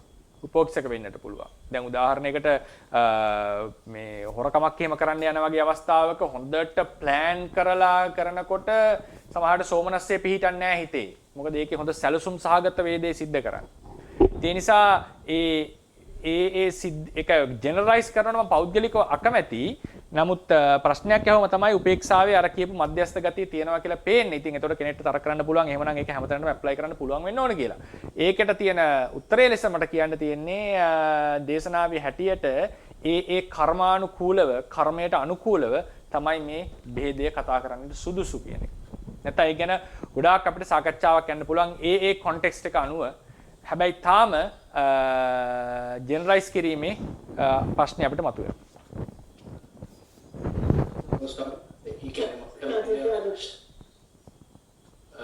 මට ඒ ප්‍රශ්නේ එතන තියෙන්නේ මොකද මම ඕක අභිධර්ම ප්‍රකාශය පොතේ බැලුවා. එතකොට ඒකේ තියෙන්නේ ඕකේ මේ එතන නමේ කොටස මේ කියවුවොත් පොඩ්ඩක් මෙම අටවැදෑරුම් ලෝභ මූල චිත්ත අතුරෙන් සෝමනස්ස සහගත චිත්තයන් හතර දෙනාට වඩා උපේක්ෂා සහගත සිත් සතර බලවතරම්. ඒ කියන්නේ අතිශයින් ශක්ති සම්පන්න වෙයි කියලා අර්ථ කතා විනිශ්චය දීලා තියෙනවා බුද්ධඝෝෂ ස්වාමීන් වහන්සේ කරපු. එතකොට එතනදි පොඩ්ඩක් කතා කරනවා ස්වාමීන් වහන්සේ යම් චේතනාවක විපාකය බොහෝ කොට දෙයිද ඒ චේතනාත්මෝ ඕලාරික වෙයි යම් චේතනාවක් විපාක ස්වල්ප කොට දෙයිද ඒ චේතනාව සියුම්මන්නිය කියලා ඒ කියන්නේ අර ඒ වෙලාවට ඇති වෙන චේතනාව පිළිබඳව කතා කරලා තියෙනවා හැබැයි මම ඒක කියුවට මට එච්චර ඒක ගැන එච්චර අවබෝධයක් ආවේ නැහැ. ඒක මට හිතෙන්නේ ওই විභංග ප්‍රකරණේ එනවනේ වේදයක් කර හීන ප්‍රනීත කියලා ભેදේනවා වේදනාව ගැන. එතකොට තමයි උපේක්ෂා වේදනාව ප්‍රනීතයි සෝමනස්ස සහ සුඛ වේදනාවට වඩා කියලා එක කියලා තියෙන්නේ.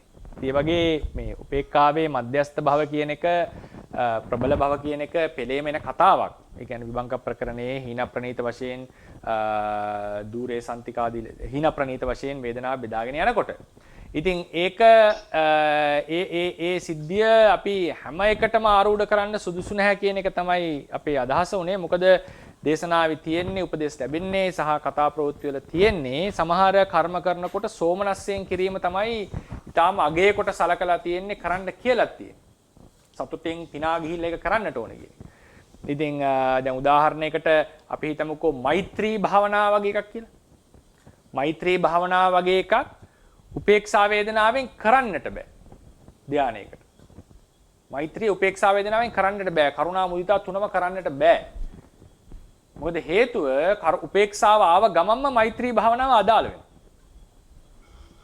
ඒකින්ද සමහර ආචාර්යවර මතයක් තියෙනවා මේ මුලින්නම් භාවනා කරගෙන එනකොට සෑම මෛත්‍රී භාවනාවක්ම කරුණා මුදිතා භාවනාවක්ම සෝමනස සහගත විතරක් හිතෙන් විතරයි තියෙන්නේ කියලා. ඒකට ඉතින් ඒක ප්‍රතිෂේධ වෙනවා. මොකද හේතුව භාවනාව දියුණු වෙන්න කලින් මෛත්‍රිය වැඩෙනවා. නමුත් සිත සතුටටපත් වෙන්නේ නැහැ. උපේක්ෂා වේදනාව තමයි බොහෝ වෙලාවට තියෙන්නේ. නමුත් ඒක පැහැදිලිවම කියනවා පස්වෙනි ධ්‍යාන උපේක්ෂා වේදනාවෙන් යුක්තව ප්‍රබල මෛත්‍රිය හටගන්නම බෑ. ඒ නිසා තමයි පංචම ධ්‍යානයක් නැත්තේ මෛත්‍රියට. ඒ නිසා මේ කතාව ඒක හරියේ උපේක්ෂාවේ සියුම් භාවය ගැන වාදයක් නැහැ.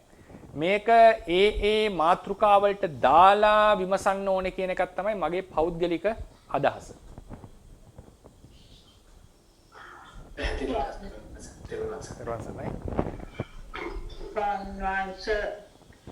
මට පොඩි පරණ පන්තියේ මේ ප්‍රශ්නයක් තියෙනවා මගේ නම රංජනී. මට හසිතුප්පාද සිතෙන් බුදුරජාණන් වහන්සේ සිනහ පහළ කරනවා කියන එක පිළිබඳව මම හැම වෙලෙම හිතුවේ ඥාන සම්ප්‍රයුක්තව බුදුරජාණන් වහන්සේ සිනහ පහළ කිරීම සිදු කරනවා රහතුන් වහන්සේට පමණයි හසිතුප්පාද සිතෙන් සිනහ පහළ කරන්න කියන අදහසක් මට තිබුණේ. ඒ පිළිබඳව පොඩි පැහැදිලි කිරීමක් ඔබ වහන්සේගෙන් බලාපොරොත්තු වෙනවා. අපි අවසාන ප්‍රශ්නේ කරමු මේක. අපි ඒක හොඳ ප්‍රශ්නයක්. මේ මොකද සාමාන්‍යයෙන් අපි අහලා තියෙන ප්‍රකාශනයක් තමයි බුදුරජාණන් වහන්සේගේ අට්ඨාරස ආවේනික බුද්ධ ගුණ වලදී අපි කියනවා භගවතෝ සබ්බං කාය කම්මං ඥාන පුබ්බංගමං ඥානානුපරිවත්තං. භගවතෝ සබ්බං වචී කම්මං ඥාන පුබ්බංගමං ඥානානුපරිවත්තං. භගවතෝ සබ්බං මනෝ කම්මං ඥාන පුබ්බංගමං ඥානානුපරිවත්තං. භාග්‍යවතුන් වහන්සේගේ සියලු කාය වචී මනෝ කර්ම ඥානය පූර්වාංගම කොට ඇත්තේ සියලු ක්‍රියාකාරකම් ඥානය පූර්වාංගම කොට ඇත්තේ. එතකොට තමයි ප්‍රශ්නේ එන්නේ අපි කියනවා ඥාන විප්‍රයුක්ත සිත පහළ වෙන්නේ නැහැ. ඥාන විප්‍රයුක්ත සිත පහළ වෙන්නේ නැති වෙන්නේ අර හුරුවට වගේ කෙරෙන වැඩ නැති නිසා අතරව.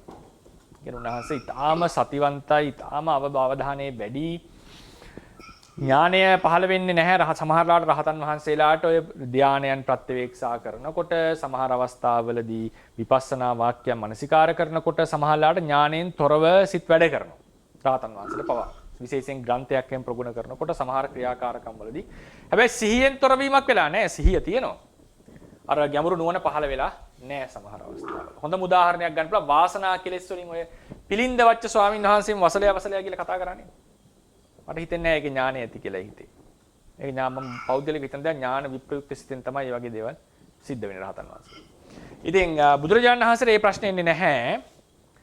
දැන් මෙතන කියන දේ තමයි මම හිතන්නේ මයික් එකක් ඔන් වෙලා තිනවා පොඩ්ඩක් ඔෆ් කරගන්න. සියලු කාය වචී මනෝ කර්ම ඥානය පූර්වාංගම කොට ඇත්තේ. මම හිතනවා මයික් එකක් තියෙනවා පොඩ්ඩක් මියුට් කරගත්තොත් හොඳයි. එතකොට මේකෙදී බුදුරජාණන් වහන්සේට හසිතුප්පාද සිත වගේ පහළ වෙනකොට දැන් හසිතුප්පාද සිත පහළ වෙනකොට හසිතුප්පාද සිත පහළ වෙනකොට සමහරවිට උන්වහන්සේ ප්‍රේතයෙක් දකින්නකොට සිනහ පහළ. ප්‍රේතයාට hina වුණා නෙවෙයි. මේ දුකෙන් මම මිදුණා නේද කියලා දැකලා hina වෙනවා. අතීතයේදී තමන් වහන්සේ පාරමිතා පුරුපු තැනකට ආපු වෙලාවේදී සිනහ පහළ වෙනවා. ඒ වගේ දැන් ගටිකාර ජෝතිපාල මානවකයා වෙලා හිටපු ඒ සිද්ධියේදී ඊට පස්සේ සමහර ජාතක කතාවල දැක්වෙන තැන් වලට ආව සිනහ පහළ කරලා තිනවා කියලා අපේ පොතපතේ දැක්වෙනවා. ඒ වෙලාවේදී හසිතුප්පාද සිත තමයි පහළ වුණා කියන එක තමයි අට කතා අදහස. හසිතුප්පාද සිත. ඉතින් මේකෙදී උන්වහන්සේට මේ හසිතුප්පාද සිත ඔය කියන ප්‍රශ්නේ මතුවෙනවා. සියලු දේවල් ඥානයේ පූර්වාංගම කොට ඇතිනම් කාය වචී මනෝ කර්මයෝ මේ කායික ක්‍රියාව අහේතුක සිතකින් සිද්ධ වුණේ ඇයි? උන්වහන්සේට ඒ සිත පහළ වෙන්නේ අතීතයේ දැක්මක් දැකපු නිසා. විශේෂයෙන් අතීතංස ඥානය නැත්තම් උබ්බේ නිවාස ඥානය. නැත්තම් යථා කම්මූපක ඥානය. එහෙම නැත්තම් ධර්මයේ තියෙන සුධර්මතාවය, තමන්ගේ තියෙන කෙලෙස් වලින් මිදිච්ච බව, තමන්ගේ විමෝක්ෂය මේ වගේ ගැඹුරු ධර්මයක් සිහි වෙනවා උන්වහන්සේට. නැත්තම් ගැඹුරු නුවණක් වැඩ කරනවා ඒ වෙලාවේදී. ඒ ප්‍රේතෙක් එහෙම දකින්නකොට. ඒක අතිශය ඥානවන්ත සිතක්. ඊළඟට ධර්මයේ දැක්වෙනවා. ඊට පස්සෙත් ඒ වගේ අධික ඥානවන්ත සිත් වැඩ කරනවා. මේ ප්‍රකාශනයට පටහැනි වෙන්නේ නැහැ. භාග්‍යතුන් වහන්සේගේ hina පහළ වීම නැමැති කාය කර්මය ඥානය පූර්වාංගම කොට ඇත්තක්. පූර්වාංගම කියලා කියන්නේ සංප්‍රයුක්ත කියන එක නෙවෙයි. ඥානෙ පෙරටු කර ඇතයි කියන එක. ඥානෙ පෙරටු කොට ඇතයි. මේ පූර්වාංගම කියන එක ඥාන සංප්‍රයුක්ත කියලා ගත්තොත් මේ ප්‍රශ්නේ අහන්නට පුළුවන්. මේ පූර්වාංගම භාවය ඇති. එතකොට කෙනෙක්ට එහෙනම් තරකයක් ගේන්නට පුළුවන් අනිත් පැත්තට. මේ විදිහටම බැරිද? ද්විහේතුක සිත් නැත්තම් ඥාන විප්‍රයුක්ත සිත් ඥානය පෙරපසු වෙලා පහළ වෙන්නට කියලා කෙනෙක්ට හිතෙන්නට පුළුවන්. ඥානය පෙරපසු වෙලා පහළ වෙන්නට. ඒකෙදී ඒකට මට හරි පැහැදිලි උත්තරයක් දෙන්නට බෑ. නමුත් ධර්මයේ දැක්වෙන්නේ මේ ඥාන විප්‍රයුක්ත ක්‍රියාසිත භාග්‍යතුන් වහන්සේට පහළවන්නේ නැහැ. මොකද උන්වහන්සේට හුරුවෙන් කරන වැඩ වගේ දේවල් සිද්ධ වන්නේ නැහැ. එහෙනම් හුරුවෙන් කරන වගේ දේවල් රහතන් වහන්සේට වගේ. එහෙමනම් මේ මොකද්ද මේ වෙලා තියෙන්නේ? මේක හුරුවකට වෙච්ච දෙයක් නෙවෙයි. මේ සිත විශේෂයෙන්ම සිනහව වෙනුවෙන් වැය වෙච්ච සිතක්. එතකොට අනිත් පැත්තට ප්‍රශ්නයක් අහන්න පුළුවන්. ඒ පෘථග්ජනයට එහෙම සිතක් පහළ වෙන්නේ නැත්තේ. අවංකව මට උත්තර දෙන්න බෑ. ඉතින් ධර්මයේ දැක්වෙනවා මෙබඳු සිතක් උන්වහන්සේලාට පහළ වෙනවා. විශේෂයෙන් මේ සිත ගැන විස්තරයක් කරොත් කියන්නට වෙන්නේ ඕලාරික අරමුණු සම්බන්ධයෙන් සිනහ පහළ කරන්නේ මේ වගේ සිත්වලින්. ඕලාරික අරමුණු කියලා කියන්නේ. ප්‍රේතයෙක් දැක්කම හැබැයි තමන්ගේ ගුණය සිහි වෙනවා. ධර්මයේ සුධර්මතාවය නැත්නම් ප්‍රේතයට hina වුණා නෙමෙයි යාගේ දුක දැකලා. මල් ටිකක් හම්බුණාම මේ මල් ටිකෙන් බුද්ධ පූජා පවත්වන්න පුළුවන් ආදී ලෙසට. කොස්සක් හම්බුණාම මේ කොස්සෙන් අතුගාලා සංඝ උපස්ථානයක් කරන්න පුළුවන් ආදී ලෙසට මේ වගේ ඕලාරික අරමුණු කරගෙන ඥානය පෙරදරි කරගෙන සිනහ පහළ වෙනවා. මෙයා හුරුවට වගේ වෙච්ච සිද්ධියක් නෙවෙයි. එකම ප්‍රශ්නේ විසඳ ගන්නකට මට උත්තරයක් දෙන්න බැරි. ඇයි එහෙමනම් අනිත් මනුස්සයෙක්ට හසිතුප්පාදයක් පහළ නොවන්නේ කියලා අහුවොත් පෞද්ගලිකව මට මේ වෙලාව උත්තර දෙන්න තේරෙන්නේ නැහැ ඒකට. තර්කයක් ලෙස ගේන්න පුළුවන් කෙනෙක්ට. ඉතින් ඊට පස්සේ උන්වහන්සේලාට ගැඹුරු අරමුණු සම්බන්ධයෙන් ගත්තොත් එහෙම සමහර වෙලාවට සෝමනස්සය සිනහ වර්ග 6ක් තියෙනවා. සමහර සෝමනස්සයක් ප්‍රීතියක් ප්‍රාමුද්‍යයක් පහළ වෙනවා. අන්න Tamanගේ නිර්වාණය අරමුණු කරපු නිර්වාණය අවබෝධ කරපු නිර්වාණය ගැන සිහි කර කර ඉන්නකොට ප්‍රත්‍යායත්ත භාවයේ සිහි වෙනකොට මේ වගේ ගැඹුරු කරුණු සිහි වෙනකොට ඒක සිනහවක් කියන්නේ වචනයෙන් පවා උදාන වශයෙන් පිට වෙන මට්ටමට ප්‍රීති සෝමනස්සයක් හට ගන්නවා. ඒ වගේ වෙලාවට සිනහ පහළ වෙන්න පුළුවන්. ඒක වෙන්නේ ඥාන සංප්‍රයුක්ත බුදුරජාණන් වහන්සේලාට ඥාන සංප්‍රයුක්ත මහා ක්‍රියා සිතෙන්. මහා ක්‍රියා සිතෙන්. රහතන් වහන්සේට විප්‍රයුක්ත සිතෙන් පහළ වෙන්න පුළුවන්. ඒ නිසා බුදුරජාණන් වහන්සේ සම්බන්ධයෙන් ගත්තම අර වගේ ගැඹුරු ධර්ම කරුණු සම්බන්ධයෙන් සිනහ පහළ වෙන ඥාන සංප්‍රයුක්ත මහා ක්‍රියා සිතෙන් මේ වගේ ඕලාරික කරුණු සම්බන්ධයෙන් උන්වහන්සේට හසිතුප්පාද සිත පහළ වෙනවා. ඒක ධර්මයට පටහැනි වෙන්නේ නැහැ. ඊට කලින් විශේෂ ඥානයක් වැඩ කරන නිසා ඥාන විප්‍රයුක්ත සිත පහළ නොවන්නේ රහතන් වහන්සේලාට වගේ හුරුවෙන් වෙන වගේ වැඩ කටයුතු සිද්ධ වෙන්නේ අධික සිහියක් ඇති බවත් වාසනා ගුණය නැතිවීමත් හේතුව. මොකද රහතන් වහන්සේගේ වාසනාවෙන් කියන ක්‍රියා මම පෞද්ගලිකව දරාගෙන ඉන්නේ ඥාන විප්‍රයුක්ත හිතෙන් වෙනවා කියන එක.